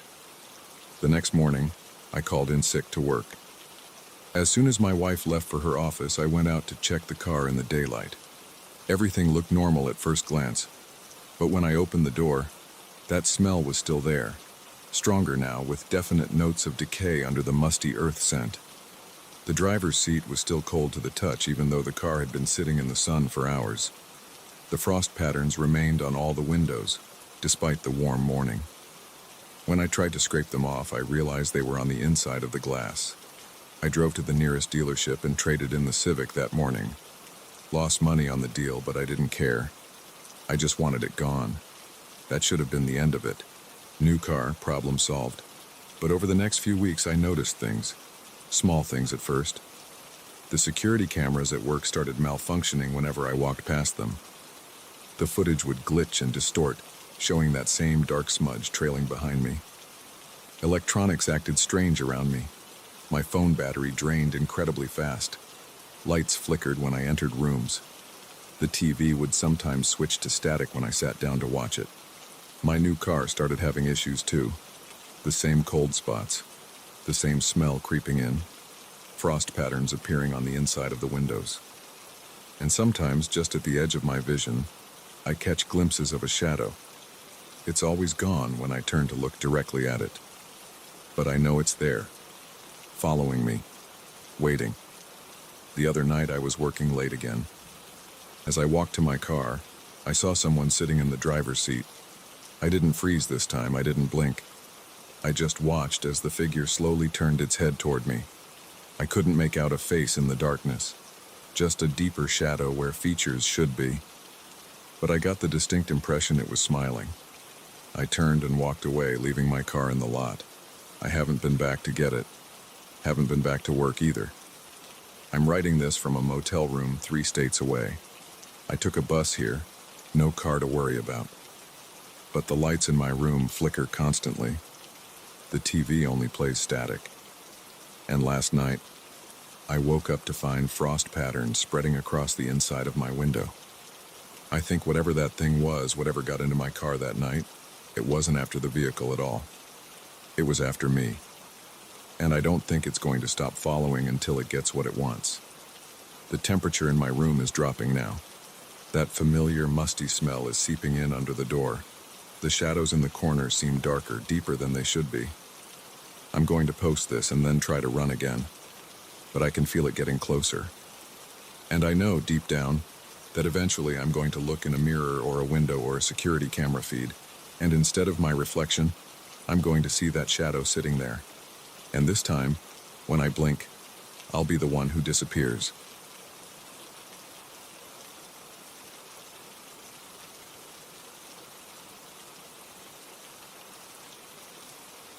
I first saw it 3 days after moving into my new apartment on 23rd Street. A dark shape in the window directly across from mine, just standing there staring.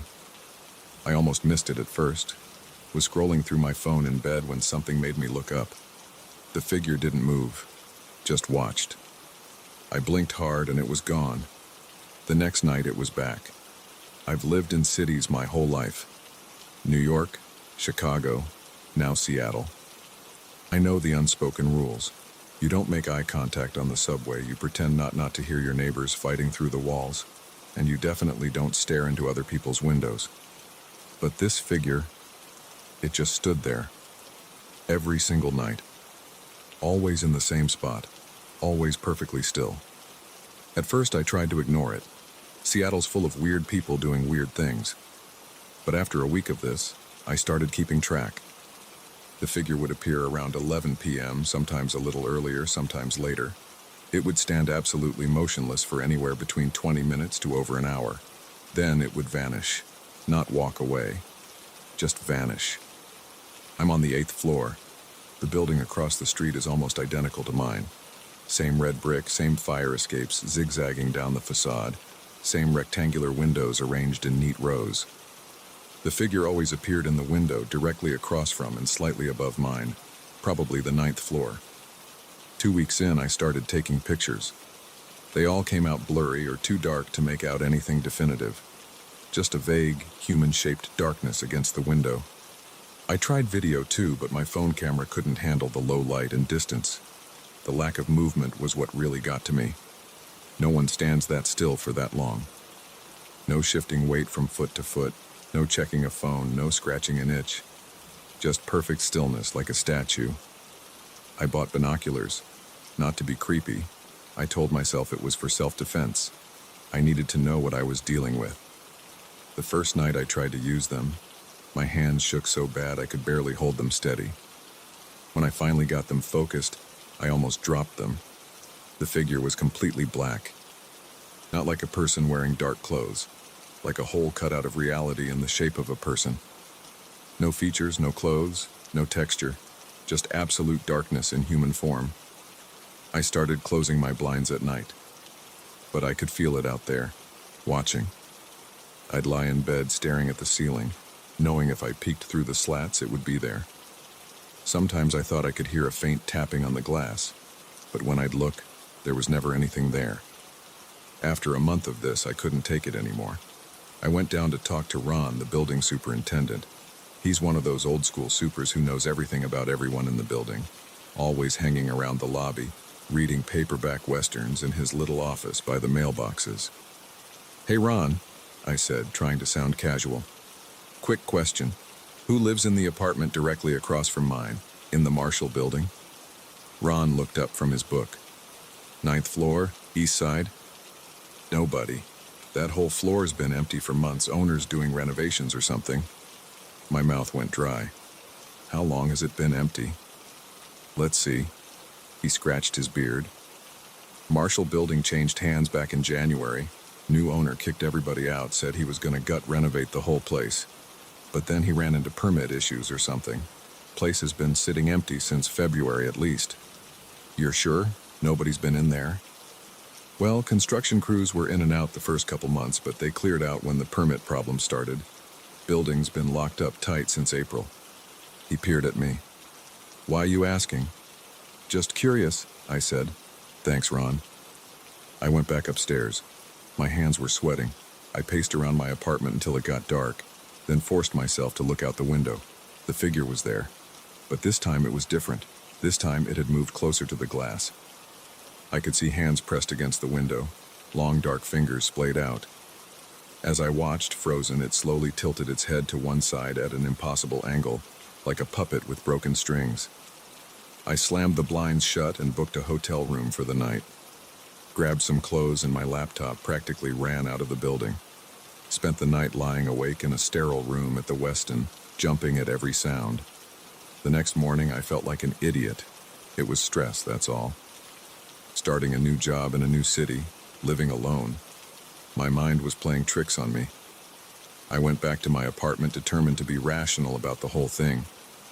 The figure was still there, in broad daylight. Standing in the window, hands pressed against the glass, head tilted at that horrible angle. I called the police, told them I'd seen someone in the supposedly empty building. They said they'd send someone to check it out. I watched from my window as 2 officers went into the Marshall building. 20 minutes later, they came out and called me. "We did a full sweep of the 9th floor, the officer said. "All the apartments are completely empty. No signs of entry, no squatters, nothing. Windows are all locked from the inside. You sure you saw someone in there?" I thanked them and hung up. The figure was gone now, but I knew it would be back. I spent the rest of the day researching the Marshall building's history, looking for deaths, accidents, anything that might explain what I was seeing. Found nothing unusual, just typical Seattle apartment building stuff going back to the 1920s. That night I waited. 11 p.m. came and went. No figure. 11:30. Nothing. Maybe it was really just my imagination. Maybe the police presence had scared off whatever it was. At midnight I finally started to relax. Then I heard the tapping. Not from the window across the street, from my window. I turned slowly. The figure was there, on my side of the glass. Its face was inches from mine. This close, I could see that it wasn't just darkness. It was like looking into an endless void. Reality seemed to bend around it like it was pulling everything into itself. I ran. Didn't even grab my phone or keys. Just ran out of the apartment in my socks, down 8 flights of stairs because I couldn't make myself wait for the elevator. Burst out into the street gasping for air. When I looked up at my window, it was empty.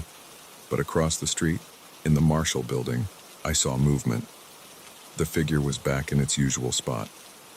As I watched, it raised one hand and waved. Not a friendly wave. Its arm moved in jerky, unnatural motions, like someone learning how bodies work. I spent the next week sleeping on a friend's couch in Ballard, telling him I had a plumbing issue in my apartment. Every day I called the building management company that owned the Marshall building, trying to get information. Finally got through to someone who told me the renovation delays weren't just permit issues. 3 different construction crews had quit, refusing to work in the building. They wouldn't say why. I had to go back eventually. Couldn't impose on my friend forever. Couldn't afford more hotel rooms. But I made some changes first. Bought the heaviest blackout curtains I could find. Installed extra locks on my windows and doors. Set up security cameras covering every angle of my apartment. The first night back, I kept the curtains closed. The cameras showed nothing unusual. But at exactly 11 p.m., all the lights in my apartment went out. Not just the lights. My phone died, my laptop shut down. Everything electronic just stopped working. In the perfect darkness, I heard my blackout curtains slowly sliding open. The rod creaked as they moved, inch by inch. I couldn't move, couldn't breathe. When the curtains were fully open, I saw it standing there in my apartment between me and the door. This time it spoke. The voice was wrong. Like multiple voices layered together, some too high, some too low. None of them quite human. "Why did you leave?" it asked. "Don't you want to be friends?" I threw the nearest thing I could grab, a coffee mug, straight at it. The mug passed right through and shattered against the wall. The figure flickered like a bad TV signal. "That wasn't very nice," it said. Its head started rotating, turning all the way around while its body stayed perfectly still. "I've been so patient waiting for you to invite me in. But you never did. So I had to invite myself." I found my voice. "What are you?" "I'm lonely," it said. Its mouth didn't move when it spoke. "This building is so empty now. Just me, floor after floor after floor. But then you moved in across the street, and you could see me. No one else can see me. Just you." It took a step toward me. Where its feet touched the floor, the hardwood seemed to ripple and distort. "Stay back," I said. My back was against the wall now. "But we're going to be such good friends," it said. "Best friends. Forever." It reached for me with those impossibly long fingers. I felt a cold so intense it burned. Everything went dark. I woke up in the hospital 2 days later. The doctor said my neighbor had heard screaming and called 911. They found me unconscious in my apartment, severely hypothermic despite the warm spring weather. No sign of an intruder, nothing stolen, all doors and windows locked from the inside. I checked out of the hospital against medical advice as soon as I could walk, went straight to my apartment, packed everything I could fit in my car, and drove south. Didn't stop until I hit Portland. I'm in a new apartment now on the ground floor. No tall buildings nearby, no windows facing other windows. I keep the blinds closed at all times. But sometimes, late at night, I hear tapping on the glass. And when I force myself to look, I see a familiar dark shape reflected in the window, standing behind me. Its head tilted at an impossible angle.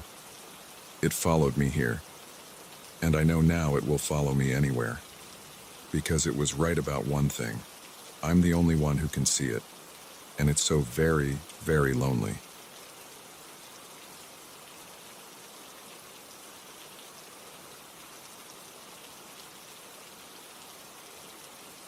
I should have walked past that box of junk at the flea market. But the sun hit those plastic cases just right and something made me stop. Now I can't sleep. My hands shake when I hear any kind of static. And I keep checking over my shoulder, expecting to see someone standing there. Let me tell you exactly what happened. It was last Saturday, one of those bright October mornings when the air feels sharp in your lungs. I was killing time at the Winston Street flea market, not looking for anything specific, just browsing through other people's discarded stuff like I usually do on weekends. The cassettes sat in a cardboard box under a folding table. About 30 of them, all unmarked except for small paper labels with dates written in faded blue ink. The old woman running the stall wanted $5 for the whole box. She said they came from an estate sale, but didn't know anything else about them. I bought them mainly because I still had my dad's old Sony Walkman in a drawer somewhere at home. I forgot about the tapes until that night. I was cleaning out my closet, found the Walkman, and decided to test if it still worked. The batteries were dead, but I had some new ones. I grabbed the first tape from the box, labeled 61582, and pressed play. At first, there was just quiet background noise, the kind you get on old recordings. Then a man's voice came through, speaking slowly and clearly like he was giving a lecture. He talked about mundane stuff, the weather, what he had for lunch, some book he was reading, normal diary entries. I was about to fast forward when I heard it. Behind his voice, barely audible, someone whispered, "David." My name. I hit stop, played it back. There it was again, crystal clear despite the tape's age. David. My hands got sweaty. I told myself it was a coincidence. Probably someone in the background of wherever this was recorded. I grabbed another tape dated 9/3/82 and put it in. This time it was a woman's voice reading what sounded like poetry, and there it was again, a different whisper, but definitely my name. David. David. I went through 5 more tapes that night. Each one had different main recordings. People talking about their days, reading books, having conversations. And in every single one, voices whispered my name in the background. Sometimes once, sometimes multiple times. Some whispers sounded angry, others pleading. One laughed while saying it. I couldn't sleep. I lay in bed trying to figure out how this was possible. These tapes were recorded in 1982. I was born in 1990. How could they know my name? Sunday morning, I drove back to the flea market. The old woman's stall was empty. When I asked around, nobody knew who I was talking about. One vendor said he'd never seen anyone set up in that spot, even though I'd bought the tapes there just yesterday. Back home, I started documenting everything. I played each tape through headphones, noting the timestamps of every whisper. Some patterns emerged. The whispers never interrupted the main speaker. They always came during natural pauses or background noise. They grew more frequent in later dated tapes. The first one had 2 whispers. The last one I checked had 12. The voices were all different, but they all knew how to pronounce my name exactly right. David, not David like some people say it. Some whispers added words. David, listen. David, help. David, it's time. I called my parents that afternoon, casually asked if they'd ever been to the Winston Street flea market before I was born, or if they knew anyone who made tape recordings back then. They hadn't. I tried researching the dates written on the tapes. Nothing significant happened on any of them. No major events, no disasters, nothing that connected them. That night I decided to play the latest dated tape, 12/24/82. The main recording was a family Christmas Eve dinner. I could hear dishes clinking, people laughing, Christmas music in the background. The whispers started normally. David, David. Then at exactly 42 minutes in, all the background noise stopped. The family's voices cut out mid-sentence. In the complete silence, a chorus of whispers spoke together. David, we've been waiting for you. The tape kept playing, just silence and occasional static. I was about to stop it when I heard new voices, not whispers this time. Clear, normal voices having a conversation. Is he listening yet? Yes, he has the tapes. All of them? Not the last one. Not yet. Good. He's not ready. When? Soon. He'll know when. Then they started describing me, my apartment, what I was wearing right that moment, the half-empty coffee cup on my desk, the worn spot on my bedroom carpet, things they couldn't possibly know. I ripped the headphones off. My hands shook so bad I dropped the Walkman. It hit the floor and the battery compartment popped open. I haven't played any more tapes. They're sitting in that box in my closet right now. I can't bring myself to throw them away, but I'm scared to listen to the rest, especially the last one, dated 12/31/82. It's different from the others. The case is black instead of clear. The label is typed instead of handwritten. And it's the only one that's warm to the touch, like it's been sitting in the sun, even though it's been in my dark closet for days. Sometimes at night I swear I can hear whispers coming from that box. My name over and over, and other words I can't quite make out. Yesterday, I came home from work and found my Walkman on my bed. The black tape was inside it. I know I left both in the closet. I know I locked my apartment door. I haven't slept since then. I sit in my living room with all the lights on, watching the closet door. The whispers are getting louder. They don't need the tapes anymore. An hour ago, my phone rang. When I answered, I heard static. Then voices. The same ones from the Christmas Eve tape. It's time, David. Play the last one. I'm writing this down because I need someone to know what happened. What's still happening. The black tape sits on my desk waiting. The whispers say they've been waiting for 40 years. They say I'm the only one who can hear them. They say they need my help. They say they're hungry. My hands are shaking as I type this. The whispers are clear now, even without the tapes. They're saying new things, telling me what they want me to do. The black tape grows warmer every hour. I can feel its heat from across the room. I know I shouldn't play it. Everything inside me screams not to play it, but I'm going to. God help me, I'm going to play it. I have to know. Even if knowing destroys me. I can hear the whispers getting excited. They know I've made my decision. The last tape is in my hands now. It pulses with heat like a living thing. I'm going to document what happens next. 11:42 p.m. The tape is in the Walkman. My fingers hover over the play button. 11:43 p.m. I can hear them so clearly now. Do it, David. Set us free. 11:44 p.m. The black tape is hot enough to burn my fingers. 11:45 p.m. Someone is knocking on my door. 11:46 p.m. The whispers have stopped. Complete silence. 11:47 p.m. The knocking is getting louder. I think I hear voices in the hallway calling my name. 11:48 p.m. My phone is ringing. Unknown number. 11:49 p.m. Every electronic device in my apartment just turned on at once. Static on all screens. 11:50 p.m. The power went out. I'm typing this on my phone's battery. 11:51 p.m. The knocking stopped. Everything stopped. 11:52 p.m. I'm going to play it now. If you're reading this, the rest of the document is a long string of random characters and symbols, followed by a single line of text. We are free. Thank you, David.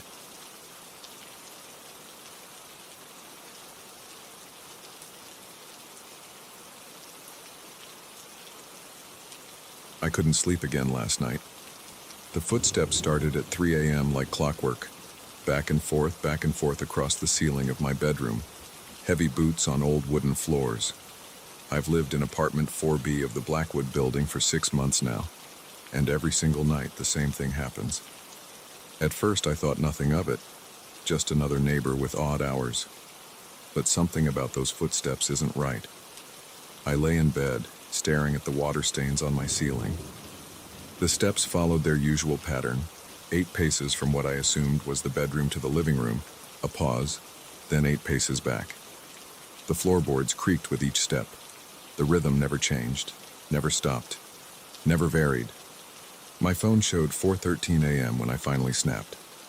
I threw off my covers, pulled on a t-shirt, and stormed into the hallway. The building was dead quiet except for those damn footsteps above. The flickering fluorescent lights cast sharp shadows on the peeling wallpaper. I counted the steps to the stairwell. 23. My bare feet stuck slightly to the linoleum with each step. The 5th floor hallway was darker. Half the bulbs had burned out, and no one had bothered to replace them. The footsteps sounded louder here, coming from apartment 5B, directly above mine. I pounded on the door. The sound echoed through the empty corridor. No answer. The footsteps continued. I knocked again, harder this time. My knuckles hurt from hitting the solid wood. Still nothing. The steps kept going like the person inside couldn't hear me, or was ignoring me completely. "Hey," I shouted. "It's 4 a.m. Some of us are trying to sleep." The footsteps didn't miss a beat. 8 steps forward. Pause. 8 steps back.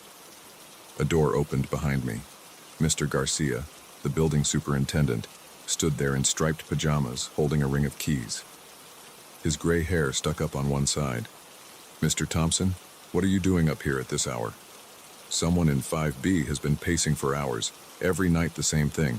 I can't take it anymore." Mr. Garcia's forehead wrinkled. 5B? That's not possible. "What do you mean? I can hear them right now." I gestured at the door. The footsteps continued their relentless pattern. 5B has been empty for 3 years. No one's lived there since the Martinez family moved out. I stared at him. The footsteps echoed through the hallway. "But I hear... Here." He flipped through his keys and unlocked the door. The hinges creaked as it swung open. The apartment was completely empty. Dust covered the hardwood floors. No furniture, no people, just bare walls and cobwebs in the corners. But the footsteps kept going, clear as day, right in front of us. Mr. Garcia's face went pale. Without a word, he slammed the door shut and locked it. "The Martinez family," he said, his voice shaking slightly. "They left in the middle of the night. No notice, just disappeared. Left all their furniture behind. We had to clear it out ourselves." "Why did they leave?" He shook his head. "They said they saw things, heard things. The mother was hysterical. Said something was wrong with the place. I thought they were trying to break their lease." He glanced at the door. Maybe they weren't crazy after all. I went back to my apartment, but I couldn't sleep. I opened my laptop and started searching. The Blackwood building had been built in 1928. Nothing remarkable in its history, just a typical pre-war apartment building in a quiet neighborhood. But then I found an article from 1956 about a murder on the 5th floor. A man had killed his wife in 5B, then hanged himself in the bedroom. The article mentioned that neighbors had complained about noise, the sound of fighting, and later of footsteps pacing back and forth all night. The footsteps continued above me. 8 steps forward. Pause. 8 steps back. I called in sick to work the next day and went to the public library. The librarian helped me find more articles about the Blackwood building. In 1957, the first family to move into 5B after the murder left within a month. They claimed to hear footsteps at night. In 1962, another family moved out suddenly. 1975, same thing. 1988, 1994, 2003, 2021. The pattern repeated. Different families, different decades, same complaints. Always the footsteps, always at night. Some residents reported other things too. Cold spots in the bedroom, objects moving on their own, the sound of crying late at night.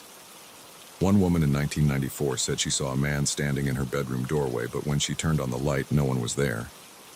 The Martinez family had lived there the longest, 8 months. According to an interview in a local paper, Mrs. Martinez said she started seeing the man too. He would stand in corners, watching them. Their daughter refused to sleep in her room. Their son said someone kept sitting on his bed at night. Mr. Martinez claimed he heard whispers when he was alone in the apartment. That night, the footsteps started at 3 a.m. again. I lay in bed listening. They seemed different now that I knew the history. Each step felt deliberate, angry. I imagined a man pacing, consumed by rage and guilt, repeating his last actions forever. I didn't sleep at all. When morning came, I called my landlord and gave my notice. He didn't seem surprised. Said he'd return my security deposit in full if I moved out by the end of the week. I started packing that day. As I was boxing up my books, something caught my eye. A dark shape in my bedroom doorway. I turned, but nothing was there. Just a shadow, I told myself. But the room felt colder. That night, the footsteps changed their pattern. Instead of staying in the living room area, they moved toward the bedroom, toward where the man had killed his wife. I pulled my blanket tighter around me. The steps got closer to the spot directly above my bed. Then they stopped. I held my breath, listening. The silence felt heavy, expectant. Then I heard it. The sound of floorboards creaking like someone was slowly turning in place. I had the terrible feeling that whatever was up there wasn't pacing anymore. It was listening, waiting. A soft thump came from the corner of my room. I jerked my head toward the sound. For a split second, I saw a dark figure standing there. Male, tall. Then it was gone. I jumped out of bed and ran to the light switch. My hands shook as I flipped it on. The corner was empty, but the air felt thick, like the atmosphere before a storm. The footsteps started again, but different this time. They moved from the spot above my bed to the corner where I'd seen the figure. 8 steps. The same 8 steps that had been driving me crazy for months. But now I understood. They weren't random pacing. They were a path. From the bedroom to the corner. The exact distance someone would walk if they were carrying something. Or someone. I spent the rest of the night in my car. The next day I did more research.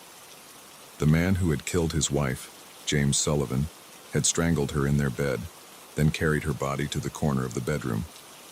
He left her there while he wrote a confession note. Then he hanged himself from a pipe in the ceiling. Their bodies weren't found for 3 days. I hired movers to pack up my apartment.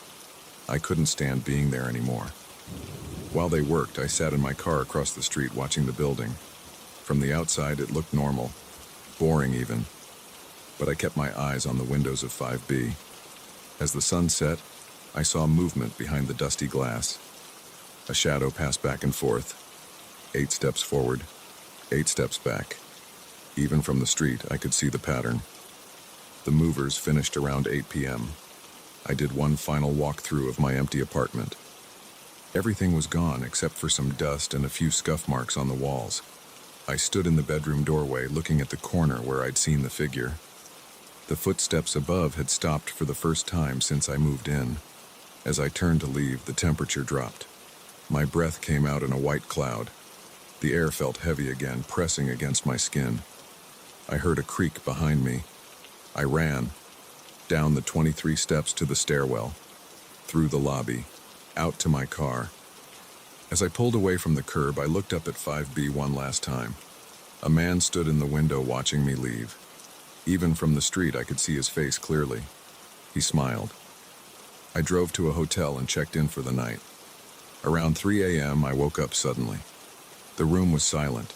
No footsteps, no creaking floorboards, just the hum of the air conditioner and distant traffic.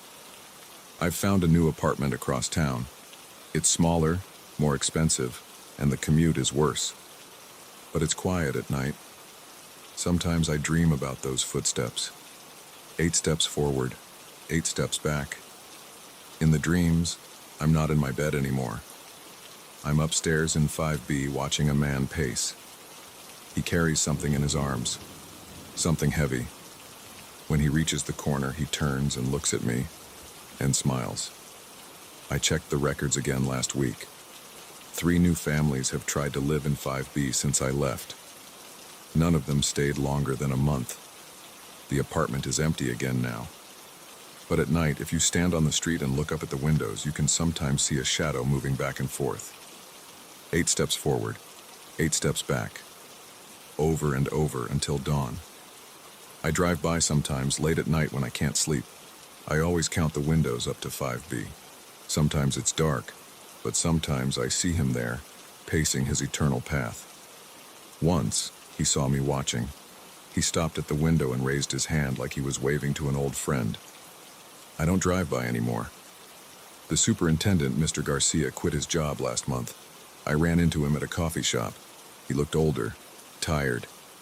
He told me they can't keep tenants in 4B now either. People complain about footsteps in the middle of the night. Not from above this time, from the corners of the bedroom. They say it sounds like someone pacing. 8 steps forward, 8 steps back. I asked him if he'd ever seen anything in 5B during all his years working there. He was quiet for a long time. Then he told me about the night he had to clear out the Martinez family's abandoned furniture. He was alone in the apartment, dismantling a bed frame. He heard footsteps behind him. When he turned, he saw a man carrying something wrapped in a blanket. The man walked to the corner, set down his burden, and turned to face Mr. Garcia. Then he smiled. Mr. Garcia left everything there and ran. The building owner had to hire a cleaning company to finish the job. They did it during the day with all the windows open and lights on. Even then, 2 workers quit before the apartment was empty.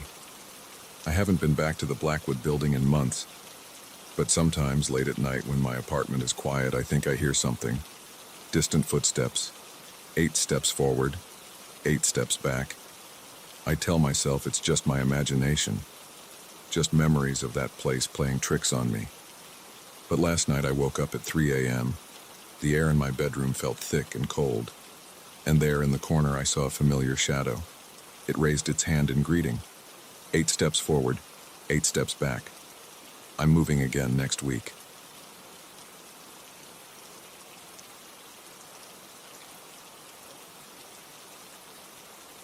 My hands are shaking as I type this. I need to get it all down while I still can. 3 weeks ago, I drove up the Oregon coast on what was supposed to be a relaxing photography trip. Now I sit in my darkened living room with all the curtains drawn, jumping at every sound.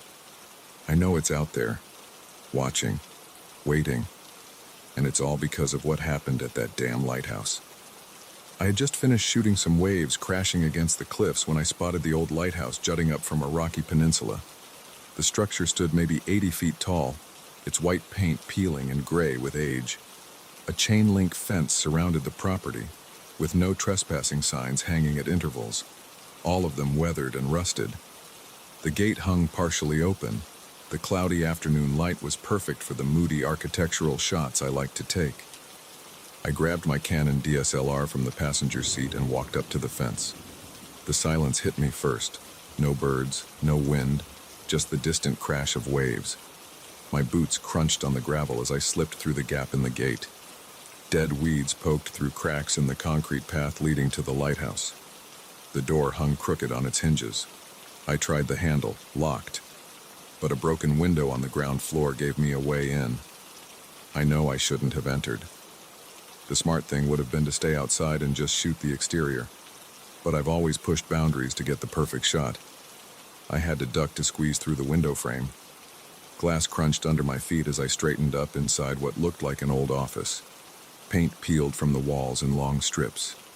Filing cabinets sat rusted in corners. A wooden desk had collapsed, its drawers spilling decades-old papers across the floor.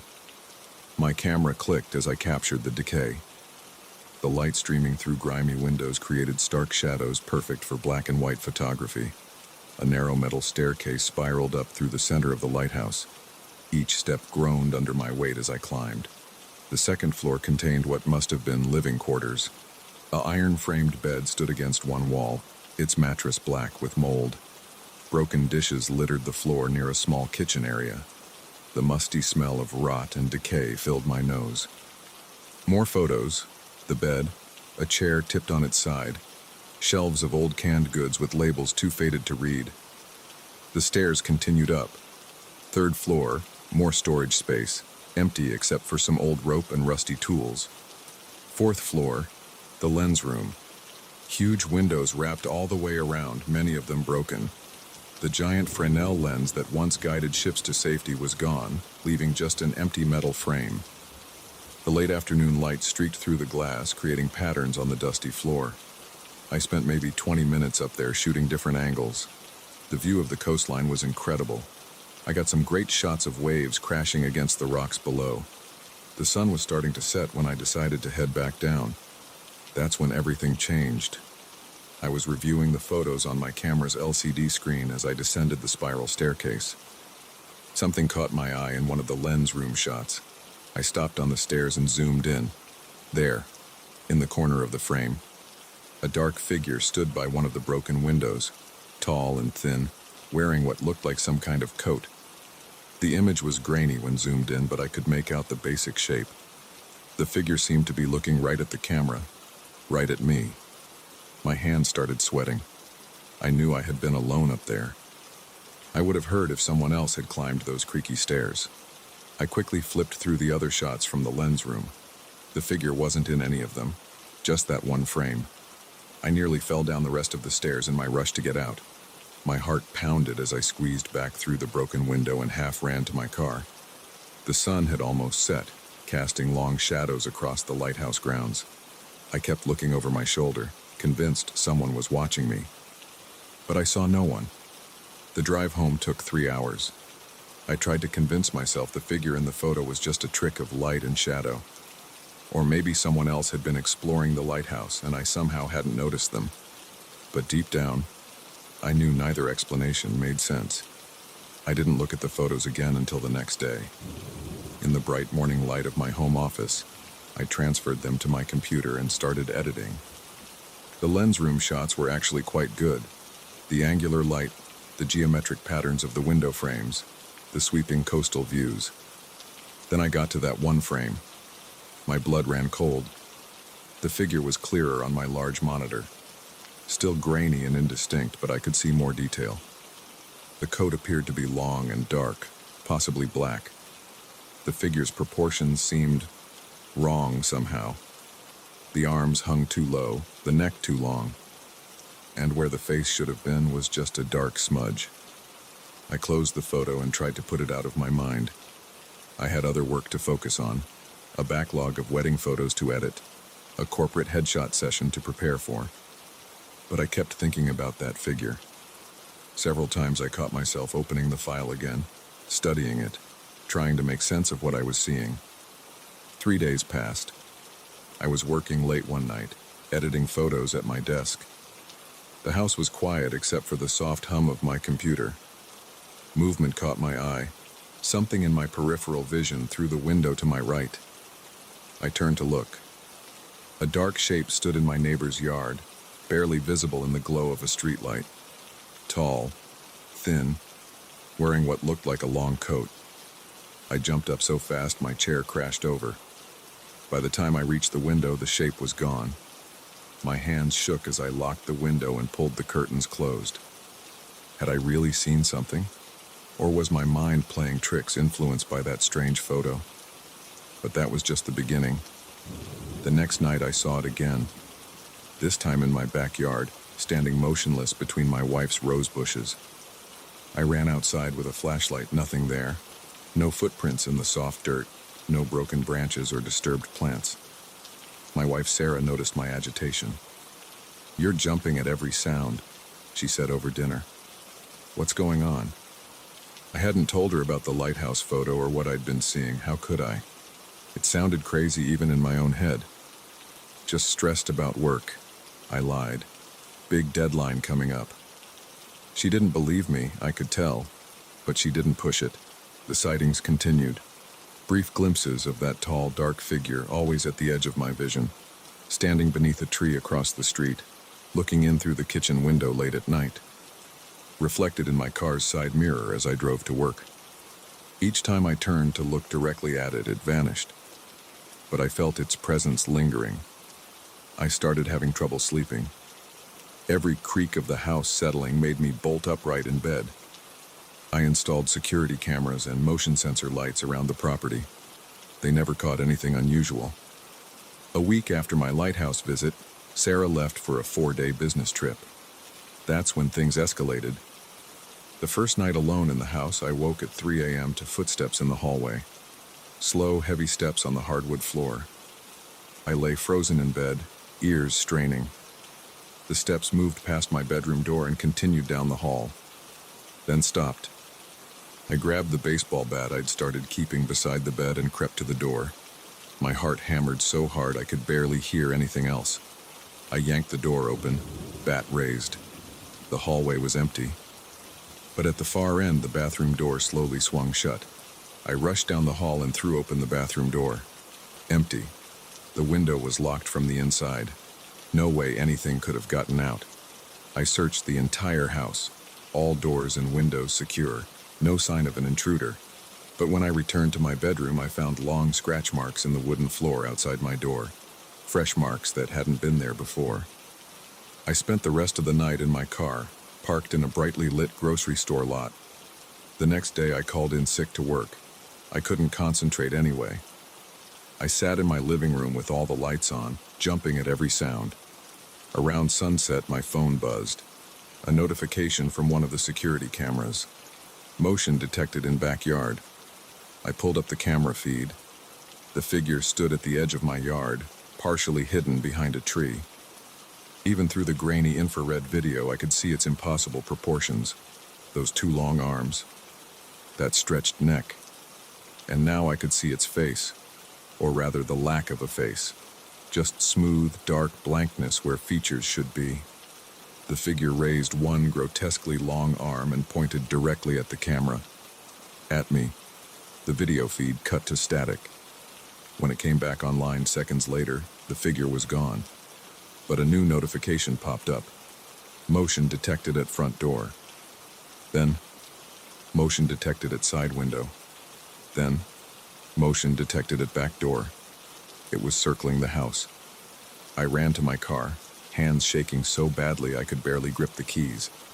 As I backed out of the driveway, I looked up at my bedroom window. The figure stood there watching me flee, its blank face pressed against the glass. I drove straight to Sarah's sister's house 2 hours away. Stayed there until Sarah returned from her trip. I told her someone had tried to break in, that I didn't feel safe in the house anymore. We're staying in a hotel now while looking for a new place. I haven't seen the figure in the past few days, but I know it's not over. Sometimes at night I catch a whiff of that musty lighthouse smell, and in quiet moments I swear I can hear slow footsteps climbing a metal spiral staircase. The photo that started it all is still on my computer. Sometimes I open it, studying that dark shape in the corner. And every time I look, it seems to be just a little closer to the camera, a little more in focus, a little more real. I don't know what I encountered in that lighthouse. I don't know why it followed me home or what it wants, but I know it's still out there, watching, waiting, and I know that sooner or later it will find me again.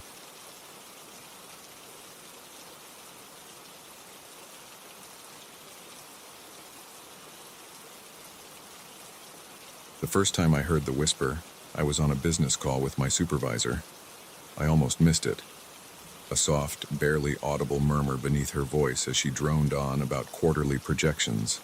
I pressed the phone harder against my ear, but the sound faded as quickly as it had appeared. That was 3 weeks ago. Now I sit in my darkened living room at 3 a.m., staring at my phone on the coffee table like it's a loaded gun. It started ringing 2 minutes ago. I know who or what is calling. The same unknown number that's been haunting me for days. 55550194. My hands shake as I reach for it. I never should have answered that first whisper. I never should have investigated. But how could I have known? It all started normally enough. After that initial call with my supervisor, I noticed the whisper again during a call with my mother the next day. Just fragments of sound at first.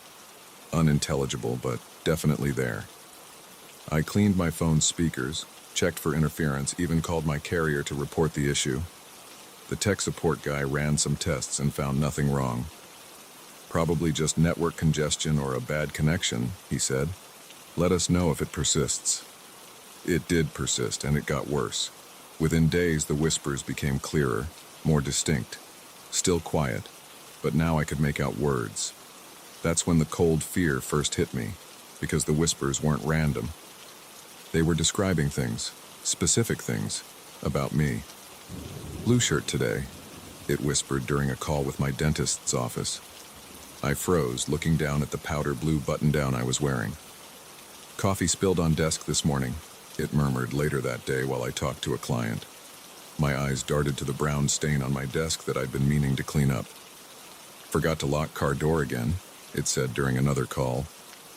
I had, in fact, gone back to check my car in the parking lot just an hour before. My hands got sweaty every time I had to make or answer a call. My heart would race, waiting for that soft voice to slip in between the words of normal conversation. I started keeping detailed notes of every instance, trying to find a pattern. The whispers seemed random at first, commenting on what I was wearing, what I was doing, small mistakes or habits. But they grew more specific, more personal. Still miss her, don't you? it whispered during a call with my brother. I had been looking at an old photo of Sarah, my ex, just moments before the phone rang. Should have visited Dad more before he died. That one came during a work call. I had been thinking about my father's last days in hospice just that morning.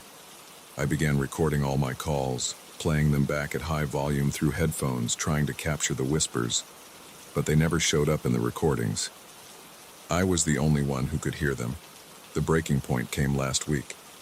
I was on a call with my friend Mike when the voice whispered, "The gun is still in your nightstand drawer, right where you left it 10 years ago." I dropped the phone like it had burned me. I hadn't touched that gun since Sarah left, hadn't even thought about it in years. Nobody knew about it. I'd never told anyone. The voice laughed softly, a sound like dry leaves scraping across pavement. That's when I started investigating the number itself.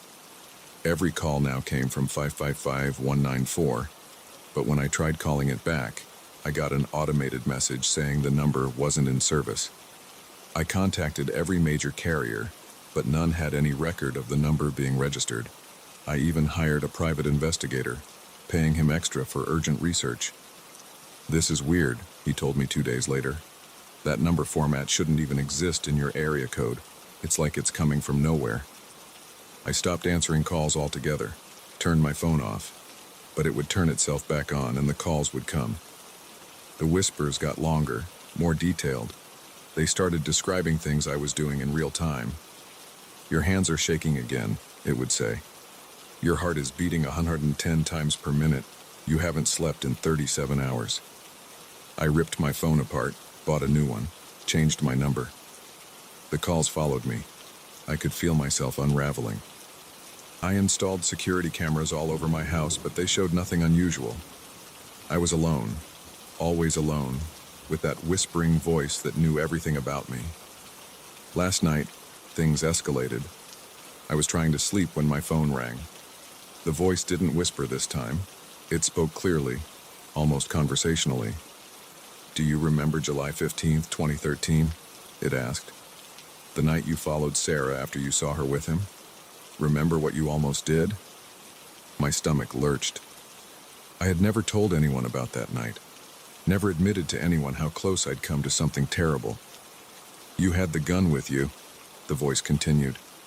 "You sat in your car outside his apartment for 3 hours. You loaded it, unloaded it, loaded it again, but you drove away in the end. Good choice. Better than what you're thinking about doing right now." I hung up, but the phone immediately rang again, and again, and again. That brings me to now, sitting in my living room at 3 a.m. The phone is ringing. 555-0194. My hands are trembling as I pick it up. I have to know. I have to understand what this thing is, how it knows these things about me. "Hello?" My voice cracks. The whisper comes immediately, clearer than ever before. "You really want to know who I am?" "Yes." The word feels like ground glass in my throat. "Check your email." My laptop is on the coffee table. I open my email with shaking fingers. There's a new message from an address I don't recognize. Null. Null. The subject line is blank. I click it. Inside is a video file. The thumbnail shows my living room, my current living room right now. I press play. The camera angle is from the corner behind me. I watch myself on the screen, sitting on my couch, phone pressed to my ear. The timestamp in the corner shows it's live footage, but there are no cameras in that corner. I installed the security system myself.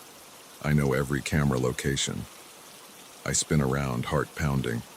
The corner is empty. "Keep watching," the voice whispers through the phone.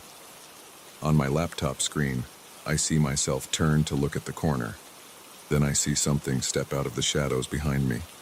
Something tall and dark that shouldn't be there. Can't be there. I feel breath on the back of my neck.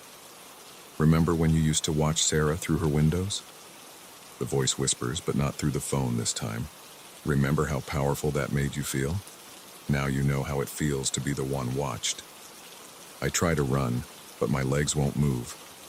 On the laptop screen, I watch as the dark figure reaches for me. Its hand is inches from my shoulder. "We've been watching you for so long," it whispers.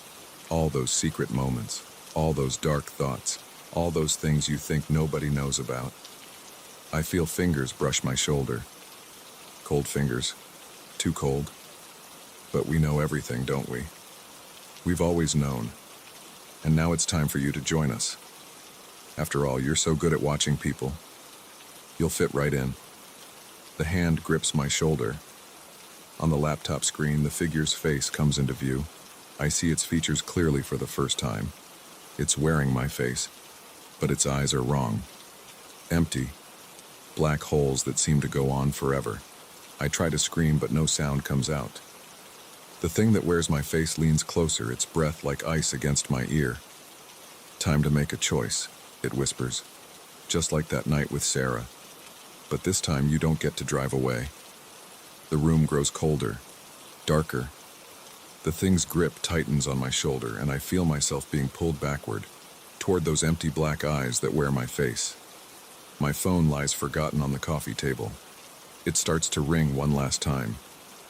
The screen shows a number I know by heart now, 5550194. But this time I won't be answering. The darkness swallows me whole. When they found my body 3 days later, my phone was still ringing. The police report noted that I died of apparent heart failure, though they couldn't explain the look of absolute terror frozen on my face. They also couldn't explain the thousands of calls to my phone from a number that didn't exist, or the strange video found on my laptop, the one showing an empty living room with a timestamp matching my time of death. The case remains unsolved, but sometimes, late at night, phones ring in houses across the city. And if you listen carefully, you might hear a whisper on the line. It might even sound like my voice. Just remember, if you start hearing those whispers, don't investigate. Don't try to understand, and whatever you do, don't answer when that number calls. Because we're always watching, always listening, and we're so lonely here in the dark. We really want you to join us. Ring. Ring. Is that your phone?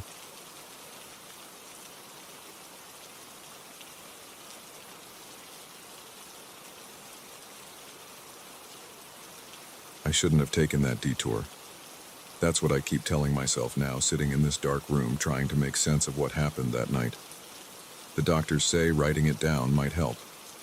So here it is, every detail I can remember, exactly as it happened. I was driving back from a business conference in Chicago.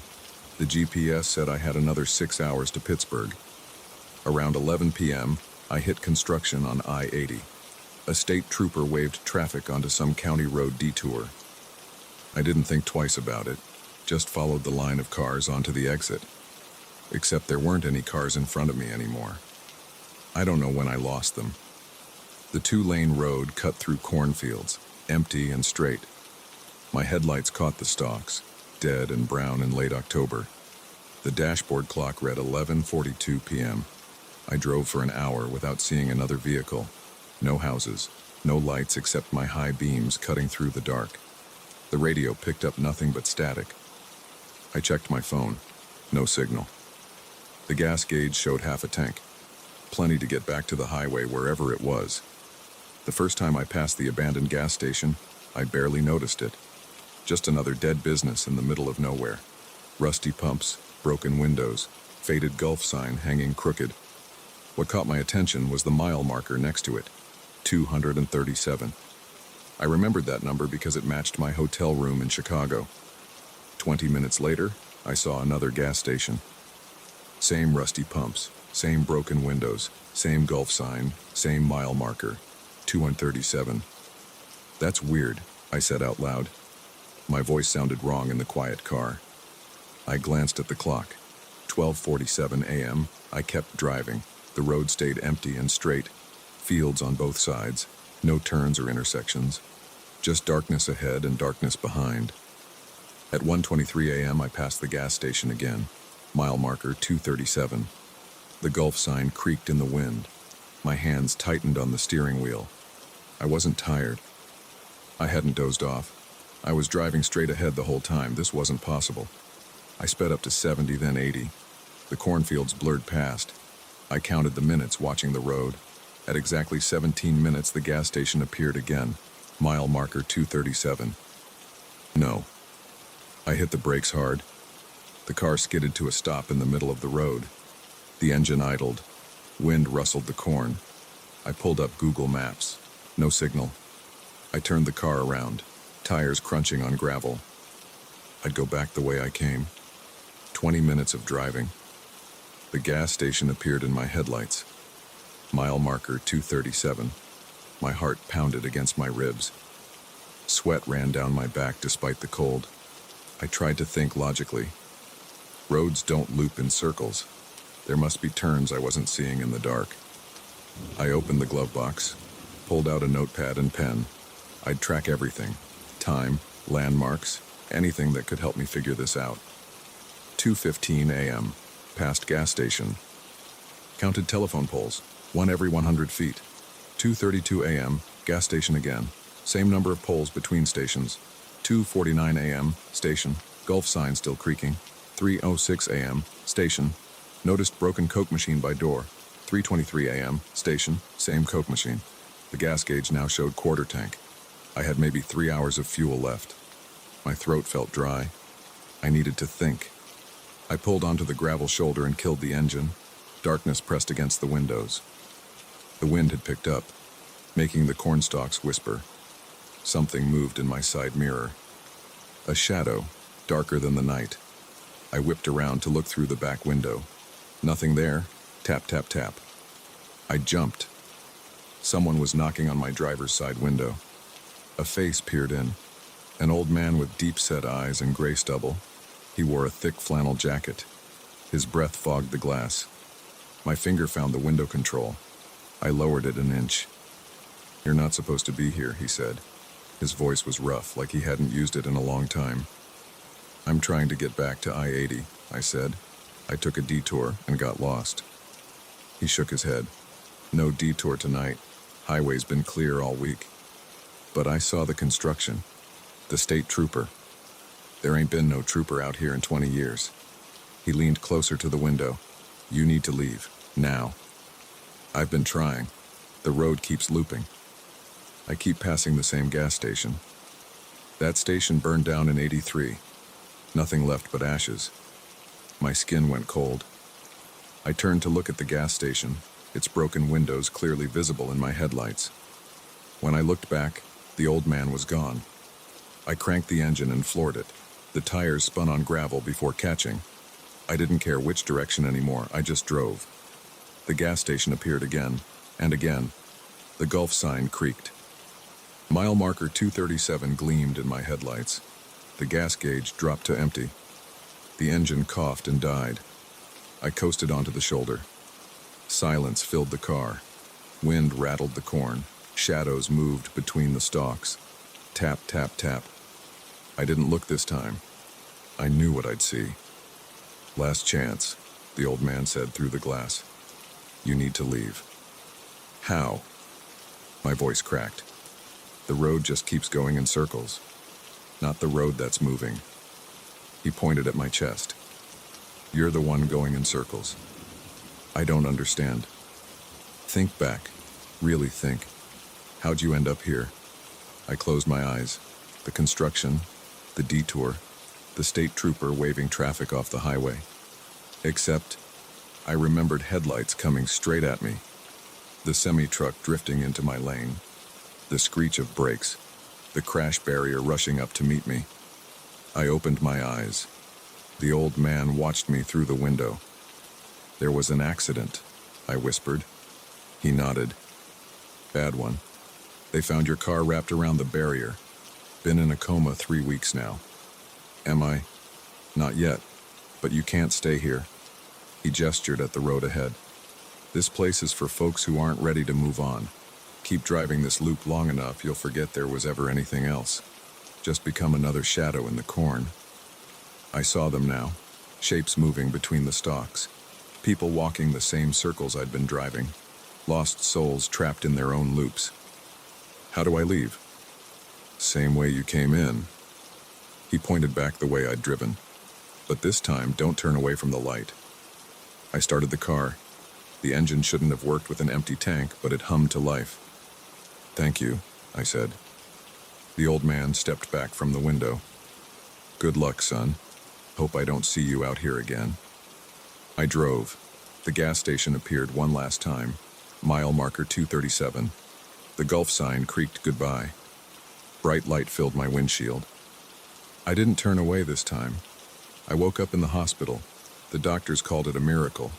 They didn't believe my story about the road, the gas station, the old man. Said it was just coma dreams. But I know what happened. Sometimes late at night, I still hear the corn whispering. Still see shadows moving in dark places.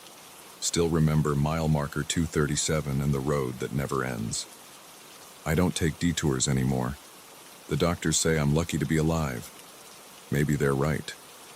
But sometimes I wonder about that old man, still walking that empty road. Wonder about the lost souls in the cornfields. Wonder if somewhere, in a place between here and gone, there's a Gulf sign creaking in the dark, counting the minutes until another lost driver finds their way home. But I try not to think about it too much. Some roads are better left untraveled. Some stories are better left untold. I'm just glad I found my way back. Most nights, anyway. But sometimes when I'm driving alone and the radio turns to static, I check my mirrors, just to make sure I'm not passing the same landmarks twice, just to make sure I'm still going forward, not in circles, just to make sure I'm really home.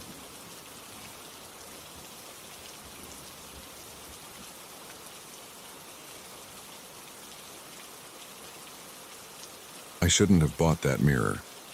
That's what I keep telling myself as I sit here in my living room, staring at the wall where it used to hang before I covered it with a sheet. My hands are shaking as I write this, but I need to get it all down. Maybe someone will read this and understand what happened. Maybe they'll believe me.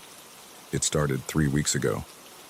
I was walking down Mason Street, killing time before a dentist appointment, when I passed this little antique shop I'd never noticed before. The window display caught my eye, not because it was fancy, but because it was so messy. Dusty furniture piled on top of each other, old brass lamps with crooked shades, and this mirror. The mirror wasn't anything special at first glance. About 4 feet tall, oval-shaped, with a simple dark wood frame. But something about it made me stop. Maybe it was the price tag, only $75 for what looked like a solid piece of furniture. Or maybe it was the way it reflected the street behind me, somehow making the ordinary scene look different, clearer, more real. I walked in. A bell jingled above the door, but nobody came out to greet me. The shop smelled like old books and furniture polish. Dust particles floated in the sunlight that filtered through the grimy windows.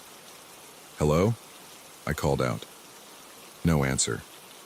I made my way to the mirror, stepping around stacks of yellowed magazines and wooden chairs with missing legs. Up close, the frame had these small, carved details I hadn't noticed from outside, leaves and vines running along the edges. The glass itself was perfect, no scratches or spots, which was weird for something this old. An elderly man appeared so suddenly behind me that I jumped. He wore a brown cardigan and thick glasses that magnified his pale blue eyes. "Beautiful piece, isn't it?" he said. His voice was soft, almost whisper quiet. "German craftsmanship, late 1800s. "How much?" I asked, though I'd already seen the price tag. $75. He smiled. "A steal, really. These usually go for hundreds more." I should have asked why it was so cheap. I should have wondered why he seemed so eager to sell it. But all I could think about was how perfect it would look in my apartment. I bought it. He wrapped it in brown paper and helped me carry it to my car. I didn't even get his name. The first week was normal. I hung the mirror in my living room opposite my couch. It looked great there, adding some character to my otherwise plain apartment. I'd catch glimpses of myself as I walked past, heading to work in the morning, coming back tired in the evening. Nothing unusual. Then I started noticing things, small things at first. I was sitting on my couch one evening watching TV when I saw movement in the mirror from the corner of my eye. When I looked directly at it, there was nothing there, just my reflection and the empty room behind me. But when I looked away, I'd see it again. A shadow, a shape, something moving just at the edge of my vision. I told myself it was just my imagination, tricks of the light. But it kept happening. One morning, as I was getting ready for work, I glanced in the mirror while tying my tie. There was someone standing behind me. I spun around so fast I nearly fell over. The room was empty. When I looked back at the mirror, the figure was gone. But I had seen it. A woman, I think, wearing something dark. She'd been standing right there, clear as day, watching me. I started avoiding the mirror. I'd take different routes through my apartment so I wouldn't have to walk past it. When I had to go through the living room, I'd keep my eyes down. But sometimes I couldn't help looking. And every time I did, the figures got clearer. The woman appeared most often. Sometimes she'd just stand there. Other times she'd move around the room, looking at things, touching surfaces I knew were empty in the real world. Once she turned and looked directly at me. Her eyes were dark holes in her pale face. There were others too. An old man in a suit.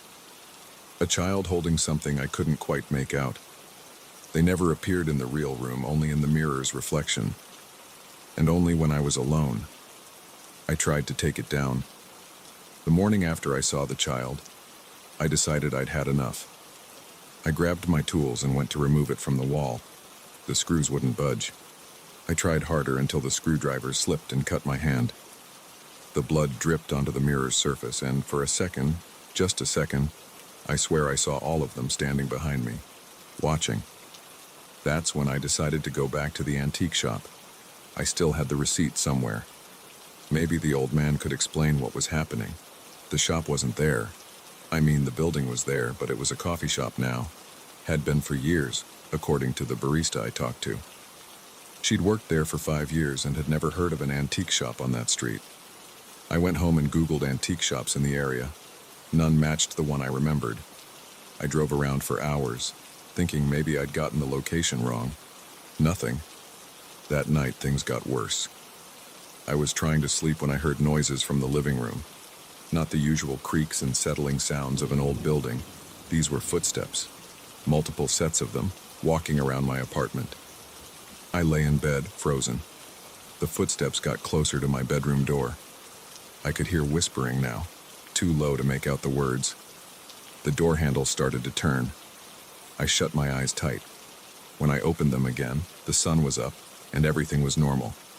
But when I walked into the living room, I saw something in the mirror that made my blood run cold. The reflection showed my living room, but not as it was now. The furniture was different, older. And there were people, lots of people, moving around. They were dressed in old-fashioned clothes, like something from 100 years ago. They were having some kind of party or gathering. I watched, unable to look away, as they moved around the room. They talked and laughed, though I couldn't hear them. One woman raised a glass and a toast. And then, slowly, one by one, they turned to look at me. Their faces changed. The flesh seemed to melt away, leaving behind hollow-eyed skulls that grinned at me with empty mouths. The room in the reflection grew darker, the walls decaying before my eyes. I ran out of the apartment, spent the whole day walking around the city trying to convince myself I was losing my mind. When I came back that evening, the mirror showed only my normal reflection. But I knew they were still there, waiting. I tried covering the mirror with a sheet. It worked for a while. But then I started seeing shapes moving behind the fabric, and the sheet would fall down on its own no matter how securely I fastened it. Last night, I saw something new in the mirror, something that finally made me understand what was happening. I was sitting on the couch, forcing myself to look at the mirror when the reflection changed. Instead of showing my living room, it showed tomorrow. I watched myself get up, get dressed, go to work. Normal morning routine. But then I saw myself crossing the street outside my office. I saw the car that ran the red light. I saw my body flying through the air. I saw my own death. That's why I'm writing this now. The mirror doesn't just show the past, it shows the future too. And I can't let that future happen. I called in sick to work. Didn't leave my apartment. The time when the accident was supposed to happen has passed, but I don't feel relieved. because now the mirror is showing something else. The figures are back, but they're not just standing around anymore. They're pointing at something behind me. When I turn around, there's nothing there. But in the mirror, I can see it. A dark shape, getting closer every time I look. The mirror won't come off the wall. I've tried everything. Hammers, crowbars, even tried to break the glass. Nothing works. The tools break, or my hands slip, or something interrupts me. It's like the mirror is protecting itself. The shape in the reflection is almost right behind me now. I can feel something cold on the back of my neck, but when I reach up to touch it, there's nothing there. I'm writing this as fast as I can because I don't think I have much time left. The mirror shows me sitting here writing these words, but in the reflection I can see what's standing behind me, reaching for my shoulder with hands that aren't hands at all. If you're reading this, don't buy any mirrors from antique shops that don't exist. Don't trust reflections that show more than they should. And whatever you do, don't look too long at the things that look back at you from the other side of the glass. I have to stop writing now. In the reflection, I can see what's about to happen. The dark shape is right behind me.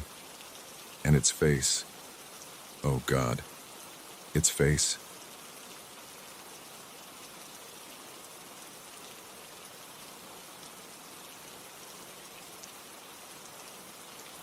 I never asked for any of this. The black car showed up 3 weeks ago, and that's when everything in my quiet life went to hell. I live at the end of Pine Grove Road, a dead-end street that winds through dense woods before reaching my property. The nearest neighbor is half a mile away. That's why I chose this place, and for the solitude, for the peace and quiet. Now that same isolation makes everything worse. The first time I noticed the car, I was heading out to work. It was parked about 50 feet from my driveway, a black Chrysler 300, clean but not new. Tinted windows, no special features that stood out. I didn't think much of it then. Maybe someone had car trouble, I thought. But when I came home 12 hours later, it was still there in exactly the same spot. The next morning, same thing, same spot, same car. I walked over to check it out. The windows were too dark to see inside. No one responded when I knocked. The license plate was covered in mud. Deliberately, I realized later. I called the local police, but they said they couldn't do anything unless the car was blocking traffic or showed signs of being abandoned. It wasn't, and it didn't. Day after day, it was there. Always in the same spot, always empty. I started taking pictures with my phone, documenting the time and date. I varied my schedule, leaving for work at different hours. Sometimes I'd drive past the spot at 3 a.m. just to see. The car was always there, like it was waiting. After 2 weeks, I installed security cameras around my property. The footage showed nothing unusual during the day, but at night, something changed. The first time I reviewed the overnight footage, my hands started shaking. At 2:17 a.m., the car's headlights came on. They stayed on for exactly 3 minutes, then went dark. No one got in or out. This happened 3 nights in a row. Last night, everything escalated. I was sitting in my living room watching TV with all the lights off. The clock on the cable box showed 11:43 p.m. when I saw movement through the window. The black car was moving. Slowly, maybe 5 miles per hour, it crept past my house. The street light at the end of my driveway gave me a clear view inside the car. The driver's seat was empty. My throat closed up. I couldn't breathe. I watched the car roll past, moving with perfect precision, maintaining its slow speed. It reached the end of my driveway, turned smoothly, and disappeared into the darkness. I didn't sleep. I sat in my chair with all the lights on, a baseball bat across my lap, jumping at every sound. My security cameras showed nothing, like the car had never been there at all. This morning, I almost called in sick to work, but I forced myself to stick to my routine. I grabbed my travel mug, filled it with coffee that I knew I wouldn't drink, and walked out to my car. That's when I saw it.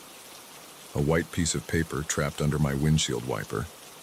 The paper was expensive, thick stock, like a wedding invitation. The message was typed in plain black letters. You will also be watched. I called in sick anyway, Spent the morning pacing, checking and rechecking the security footage. Called the police again. They took a report this time, but I could tell they didn't believe me. The officer kept giving me these looks like he was dealing with a crazy person. Maybe I am crazy, but I know what I saw. It's getting dark now. The black car isn't in its usual spot. I don't know if that makes things better or worse. My hands won't stop trembling. Every few minutes I get up and check the windows, even though I know it's stupid. The security camera feeds are running on my laptop, showing empty darkness. My phone rings. Unknown number. I let it go to voicemail. A few seconds later it rings again. Same number. On the third call I answer.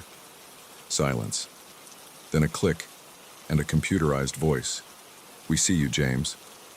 That's not my name. I hang up. The phone rings again immediately. I turn it off. My laptop screen flickers. All 4 security camera feeds go dark at once.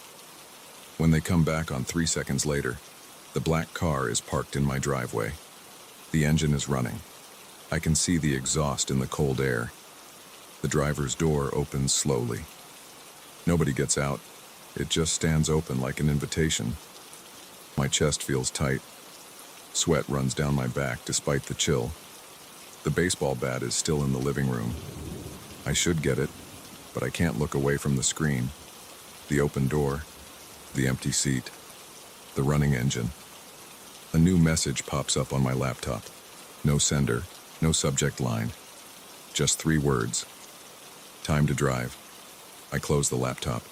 Open it again. The car is still there. The door is still open. My phone lights up on the desk. Another unknown number.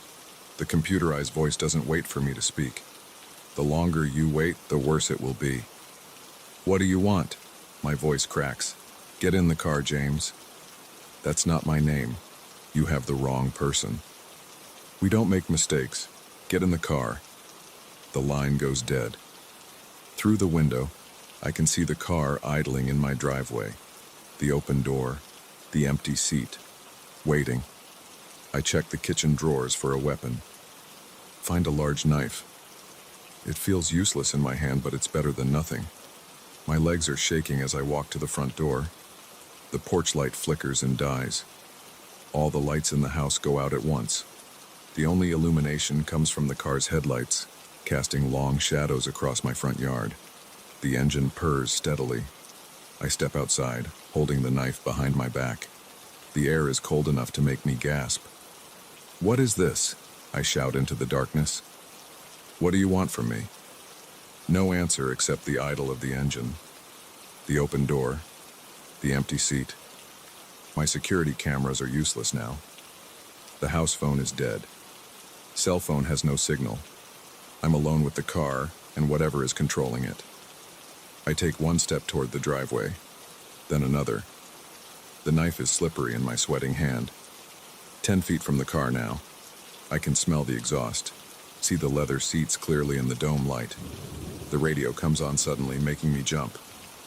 Static at first, then that same computerized voice. "You can bring the knife if it makes you feel better. It won't matter." I almost run back to the house, but something stops me. The certainty that running would make things worse. They're watching me right now. They've been watching me all along, 5 feet from the car. The engine revs slightly, like an impatient sound. The radio crackles again. "Last chance to do this the easy way, James. I'm not..." "Get in." I get in. The leather seat is cold against my back. The door swings shut on its own, the sound final as a tomb. The knife falls from my numb fingers onto the floorboard.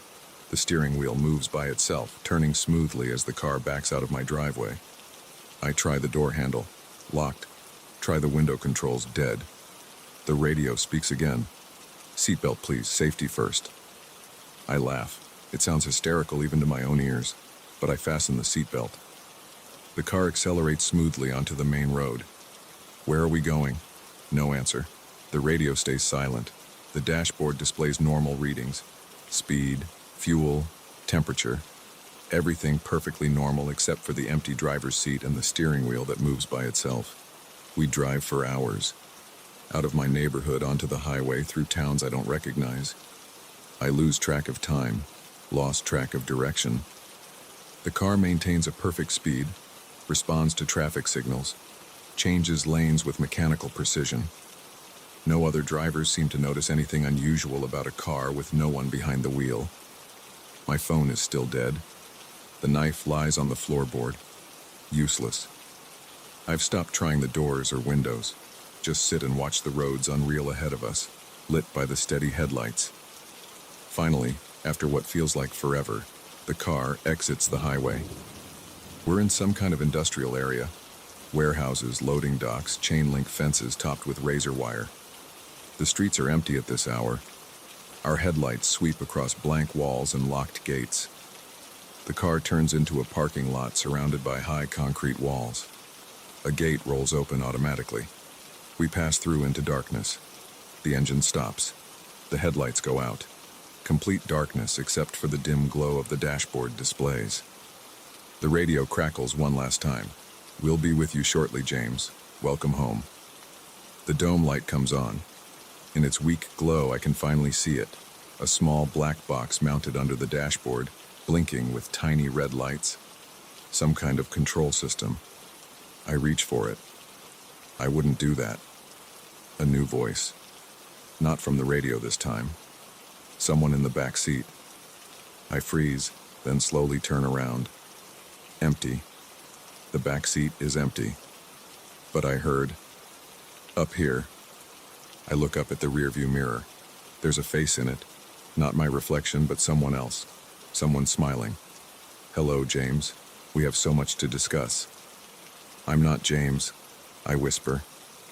The smile widens. "Of course you are. You just don't remember yet. But you will. That's why we brought you home." The dome light goes out. In the sudden darkness, I hear doors opening. Multiple doors, footsteps on concrete, approaching the car from all directions. Time to remember who you really are. The car doors unlock with a smooth click. Light floods the parking lot. Harsh, clinical, fluorescent light that reveals men in dark suits surrounding the vehicle. One of them opens my door. "Please come with us, James. And don't worry about the knife. Like we said, it won't matter." I get out of the car. What choice do I have? The men form a circle around me. Their faces are blank, professional. One of them holds up a badge, but I can't focus on it. The letters swim before my eyes. "The recovery was successful," one of them says into a radio. "Subject is secure. Beginning phase 2. They lead me toward a metal door set into the concrete wall. Above it, in simple block letters, Department of Temporal Security Recovery Division.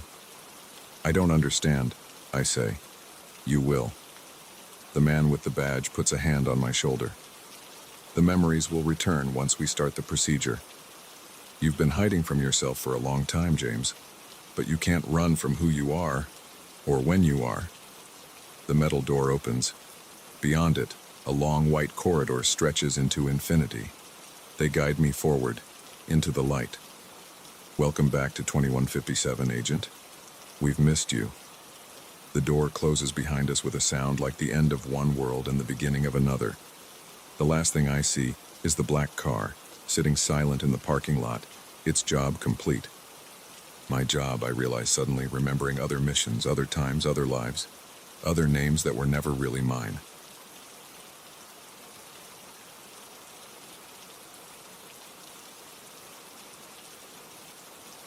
My hands were shaking on the steering wheel when I first saw it in the rearview mirror. The clock on my dashboard showed 2:17 a.m.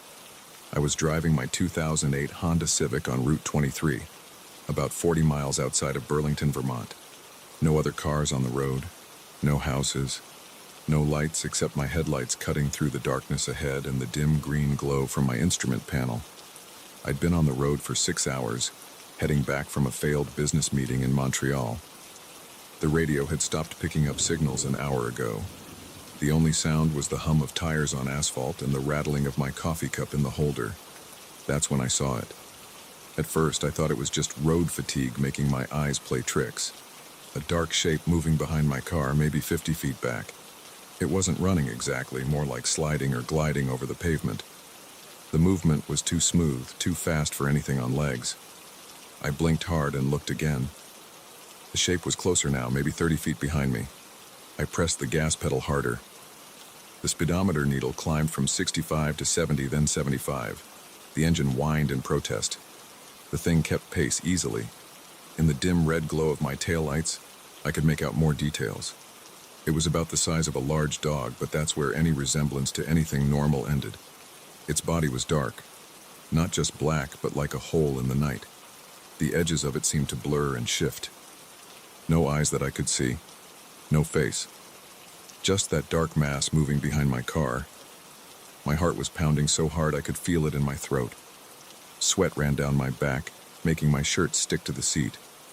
I pushed the car to 80, then 85. The steering wheel vibrated under my hands. The old Honda wasn't made for these speeds. The creature matched my speed without effort. 20 feet behind me now. I could see it better in my mirrors, though my brain didn't want to process what I was seeing. The thing's surface rippled like oil on water. Occasionally, what looked like tentacles or limbs would emerge from its mass, then melt back in.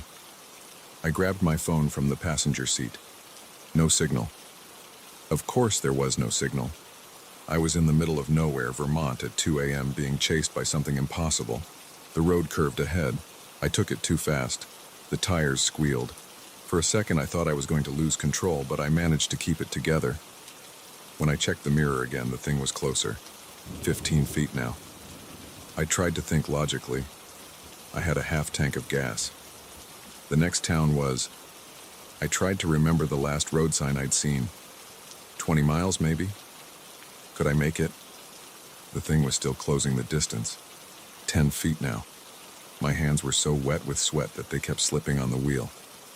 I wiped them on my jeans one at a time, never taking my eyes off the road for more than a split second.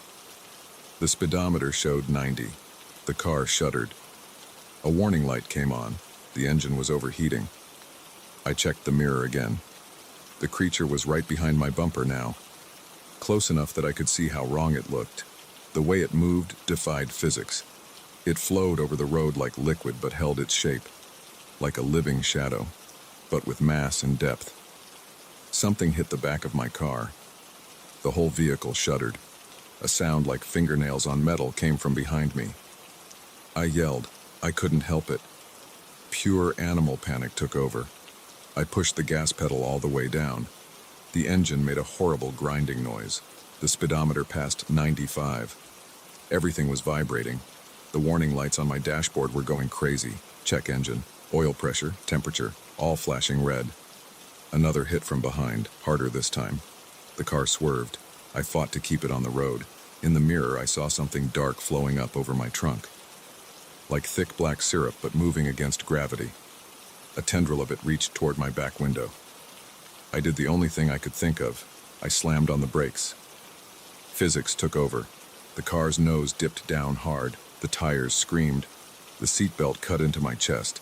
Everything in the car flew forward. My coffee cup, my phone, papers from the business meeting. In the mirror, I saw the dark mass shoot forward over my car.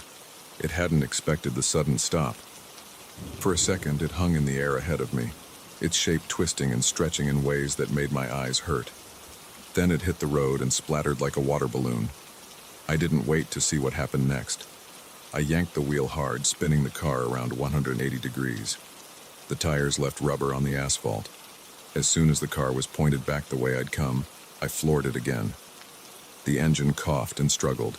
Steam was coming from under the hood now. The temperature gauge was in the red, but the car moved. I pushed it as fast as it would go. In my mirrors, I could see the black mass reforming on the road where it had hit. It pulled itself back together like mercury drops flowing into each other. Then it started moving again, coming after me. The car was dying. Black smoke poured from the engine. The steering wheel was shaking so hard I could barely hold it. But I could see lights ahead now. The glow of a town or a gas station or something. Anything was better than being alone on this dark road. The thing was gaining on me again. Faster than before. Like it was angry. 50 feet. 40. 30. The engine made a sound like a gunshot. More warning lights flashed on the dashboard. The car started to lose power. 20 feet behind me now. The town lights were closer, but not close enough. The engine sputtered. The car started to slow down. 15 feet. 10. I could hear something scraping on the road behind me, like wet meat being dragged on pavement. 5 feet. The engine died completely. The power steering went out. I wrestled with the wheel, trying to keep the car straight as it coasted. The lights were maybe half a mile ahead. In the mirror, I saw the creature rear up behind my car like a wave about to break. Then my headlights hit a reflective sign. Welcome to Millbrook. Speed limit, 35. Past the sign, I could see buildings. Streetlights.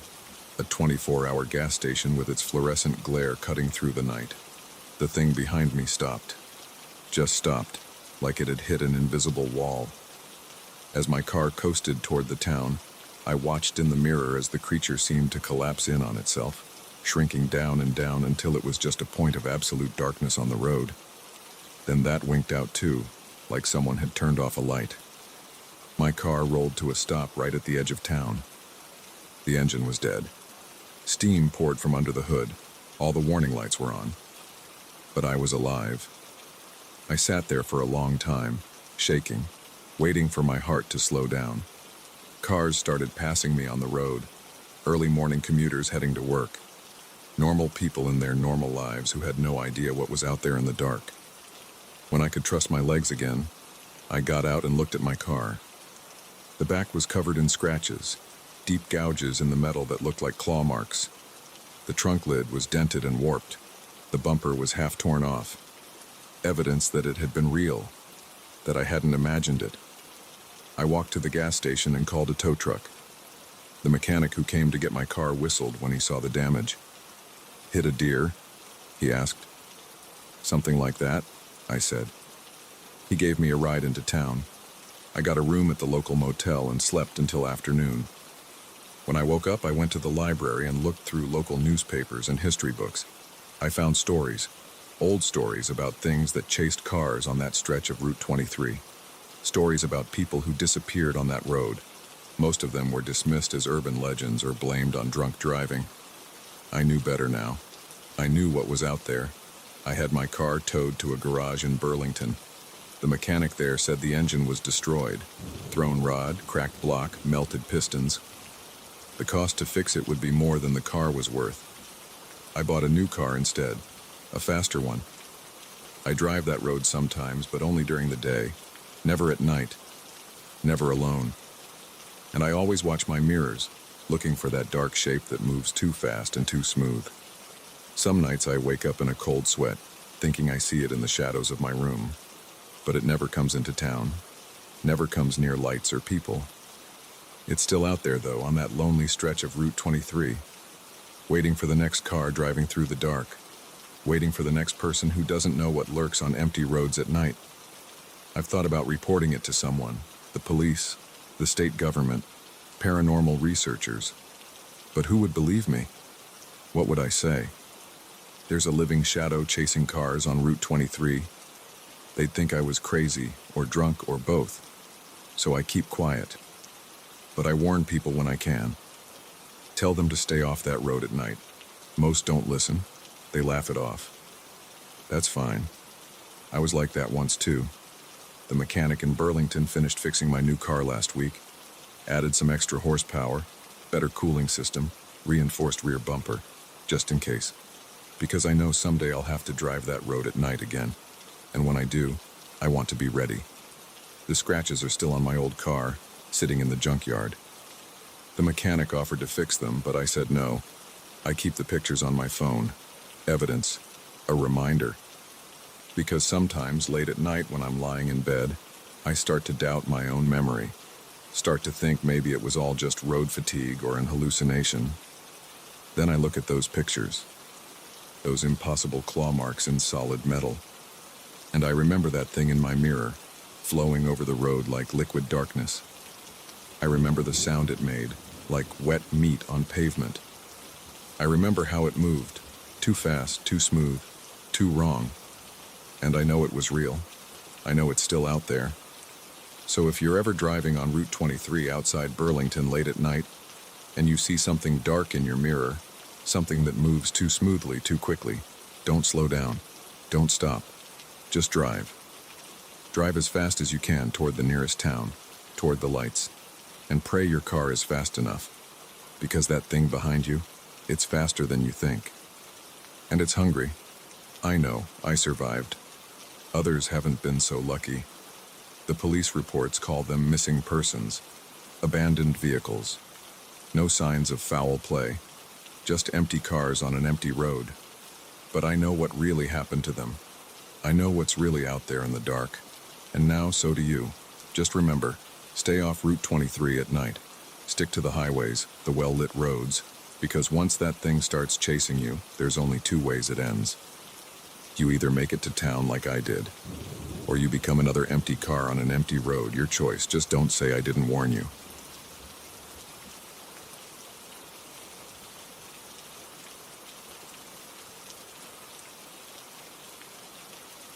I should have died that night in the Adirondacks.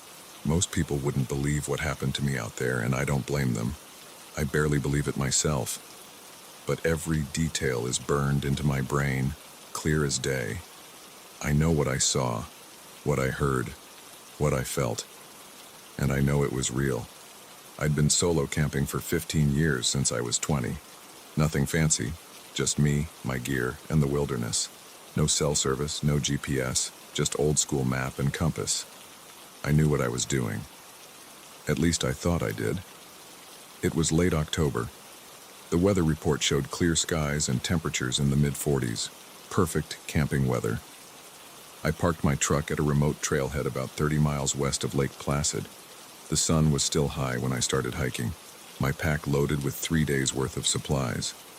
After 4 hours on the trail, I found a good spot to set up camp. A small clearing on high ground, surrounded by old-growth pine and maple trees. A stream gurgled about 50 yards away, close enough for water, far enough to avoid any flooding if it rained. The ground was flat and mostly clear of rocks. I'd camped in hundreds of spots like this before. I pitched my tent, collected firewood, and set up my camp kitchen before dark. The October sun dropped fast behind the mountains. The temperature fell with it. I pulled on my fleece jacket and got a fire going. The flames crackled. Sparks drifted up toward the emerging stars. The full moon rose huge and bright over the tree line. Its light was so strong I could see my shadow on the ground. I heated up some freeze-dried beef stew, ate it straight from the pouch, and cracked open a beer I'd packed in. The forest was quiet except for the usual sounds: wind in the trees, occasional owl calls, small animals moving through the undergrowth. Around 10 p.m., I banked the fire and crawled into my sleeping bag. The temperature had dropped into the mid-30s. My breath made little clouds inside the tent. I fell asleep fast, worn out from the hike. A sound woke me. Something heavy moving through the woods. My watch showed 2:17 a.m. The full moon still lit up the forest like a spotlight. At first I thought it was a deer. They often move around at night, and I'd seen plenty on my trips. But this sound was different. The footsteps were too heavy, too deliberate. And there was something else. A wet, snuffling noise, like a dog with a cold. I lay still in my sleeping bag, listening. The sounds got closer. Whatever it was big. Bear big. But bears don't move like that. Bears crash through the undergrowth, snap branches, rustle leaves. This thing moved quietly for its size. Just slow, heavy footsteps and that weird snuffling. The footsteps stopped. I heard deep breathing, somewhere between a wheeze and a growl. It came from the other side of my tent, maybe 15 feet away. My heart pounded against my ribs. Sweat ran down my back despite the cold. I needed to see what it was. I had to know. Moving as slowly as I could, I unzipped my sleeping bag. The nylon made a sound like tearing paper, impossibly loud in the quiet night. The breathing outside stopped. I froze. Seconds stretched like hours. Then the breathing started again, closer now. 10 feet away, maybe less. I reached for my flashlight with shaking hands. My hunting knife lay next to it, 8 inches of carbon steel. Fat lot of good it would do against something that big. The thing moved again. Its footsteps circled my tent, slow and methodical. I could hear it sniffing the air. The canvas wall bulged inward as it brushed against it. My fingers closed around the flashlight. I clicked it on, pointing it at the tent wall. The shadow I saw wasn't possible. It stood at least 9 feet tall, but that wasn't the worst part. The proportions were all wrong. The arms were too long, hanging down past where knees should be. The head was huge and misshapen, like someone had stuck a pumpkin on a telephone pole. I stopped breathing. The thing stopped moving too. It knew I was awake. For 3 heartbeats, nothing happened. Then it made a sound. Not a growl, not a roar, but a kind of wet, clicking noise, like someone working their tongue against the roof of their mouth. The sound got faster, louder. I had to move. Had to do something. The tent felt like a body bag. I grabbed my knife and burst out of the sleeping bag. The tent zipper caught halfway up. I yanked it hard enough to break teeth off the track. The clicking stopped. I exploded out of the tent, flashlight beam sweeping the clearing. Nothing. Just empty woods and moonlight. Then I heard it behind me. I spun around. The flashlight beam caught it full on, and my brain short-circuited. It was tall. So tall the trees behind it looked small. The body was wrong. Too thin, joints bent backward, skin like wet leather. But the face, Jesus Christ, the face. It had too many eyes, all different sizes, scattered across what should have been a forehead. No nose, just 2 vertical slits. The mouth was full of teeth like broken glass, arranged in concentric circles. The thing's eyes reflected my flashlight beam like a cat's, all of them glowing red-orange in the dark. I ran. I left everything, tent, sleeping bag, supplies. Just took off into the woods with my flashlight and knife. The thing came after me. I could hear it moving through the trees, that wet, clicking sound getting closer. I ran harder than I'd ever run in my life. Branches whipped my face. I tripped over roots and rocks, got up, kept running. My lungs burned. The clicking got louder. Something grabbed my jacket from behind. I felt claws catch in the fabric. I yanked away hard, heard the fleece rip, kept running. The ground sloped down sharply. I lost my footing, started sliding. The flashlight flew from my hand. I tumbled down the hill in the dark, bouncing off trees, rolling over rocks. I hit bottom hard. Pain shot through my left arm. Something warm ran down my face. Blood from somewhere. I couldn't see. The flashlight was gone. The clicking sound came from above me, close, getting closer. I scrambled to my feet. My left arm wouldn't work right. Probably broken. I still had my knife in my right hand. Moonlight filtered through the trees. I could just make out shapes. One of them moved. It was coming down the hill. I backed away, then turned and ran again. No idea which direction. Just away from that thing. The clicking followed. A root caught my foot. I went down hard, face first into dead leaves. Before I could get up, something grabbed my legs. The claws felt like hot needles going into my calves. I screamed, tried to kick free. The grip tightened. It started dragging me backward. I could smell it now, like rotten meat and wet fur. The clicking sound was right above me. I twisted around, slashing blindly with the knife. I felt it connect, bite into something soft. Hot liquid splashed my hand. The thing screamed. The sound was like metal grinding on metal, high-pitched enough to make my teeth hurt. The claws let go. I scrambled away on hands and knees, then got to my feet. Ran again. The screaming continued behind me, then changed to that clicking sound. Faster now, angry. A light appeared ahead. Moonlight on water. I burst out of the trees onto the bank of a wide stream, the same one near my campsite, but farther downstream. The water looked deep, fast-moving. Rocks broke the surface. The other bank was at least 30 feet away. The clicking got closer. Branches snapped behind me. I jumped. The water hit me like a punch in the chest. It was snow-melt cold. The current grabbed me, pulled me under. I fought my way back to the surface, gasping. The thing stood on the bank. All its eyes glowed in the moonlight. It paced back and forth, making that clicking sound. The current swept me downstream.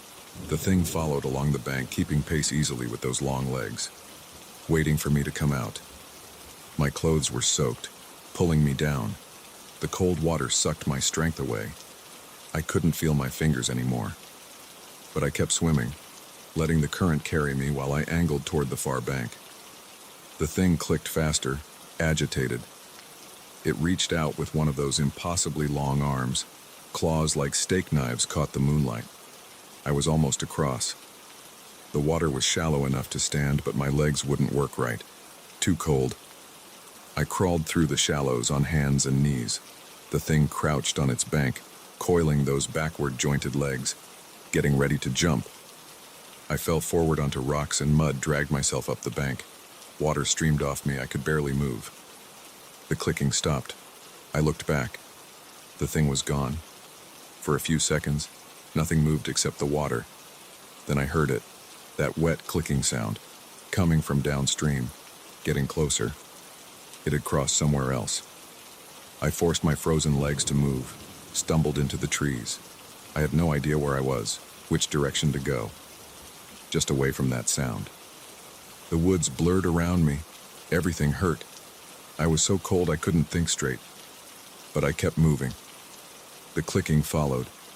Sometimes it seemed far away, sometimes right behind me. The thing was toying with me, hurting me. I don't know how long I ran. Hours, maybe. The moon set. The woods got darker. I bounced off trees, fell, got up, kept going. Then I saw lights through the trees. Not moonlight, artificial light. A road. The clicking got louder, closer, right behind me. I burst out of the woods onto asphalt. A car was coming, headlights sweeping the road. I ran into the middle of the lane, waving my arms. The car swerved, brakes squealing. It stopped a few feet from me. The clicking sound came from the tree line. Close. The driver's door opened. An old man got out. "Jesus Christ, son. Are you okay?" I tried to answer but couldn't get words out. Just pointed at the woods with a shaking hand. The man looked where I was pointing. His eyes went wide. I turned around. The thing stood at the edge of the trees. All its eyes glowed in the headlights. The mouth full of broken glass teeth opened in what might have been a smile. The old man screamed. I heard his car door slam, engine revving. The thing took a step forward. In the headlights, I could see it clearly for the first time. The wet leather skin was covered in patterns like crop circles. Black liquid dripped from where I'd stabbed it. The arms nearly touched the ground, ending in foot-long claws. The car engine roared behind me. Tires squealed on asphalt. The thing took another step. The clicking sound filled my head. Headlights swept across it as the car accelerated. The old man was trying to hit it. The thing moved faster than anything that big should be able to move. It leaped straight up, impossibly high. The car passed under it, skidded, kept going.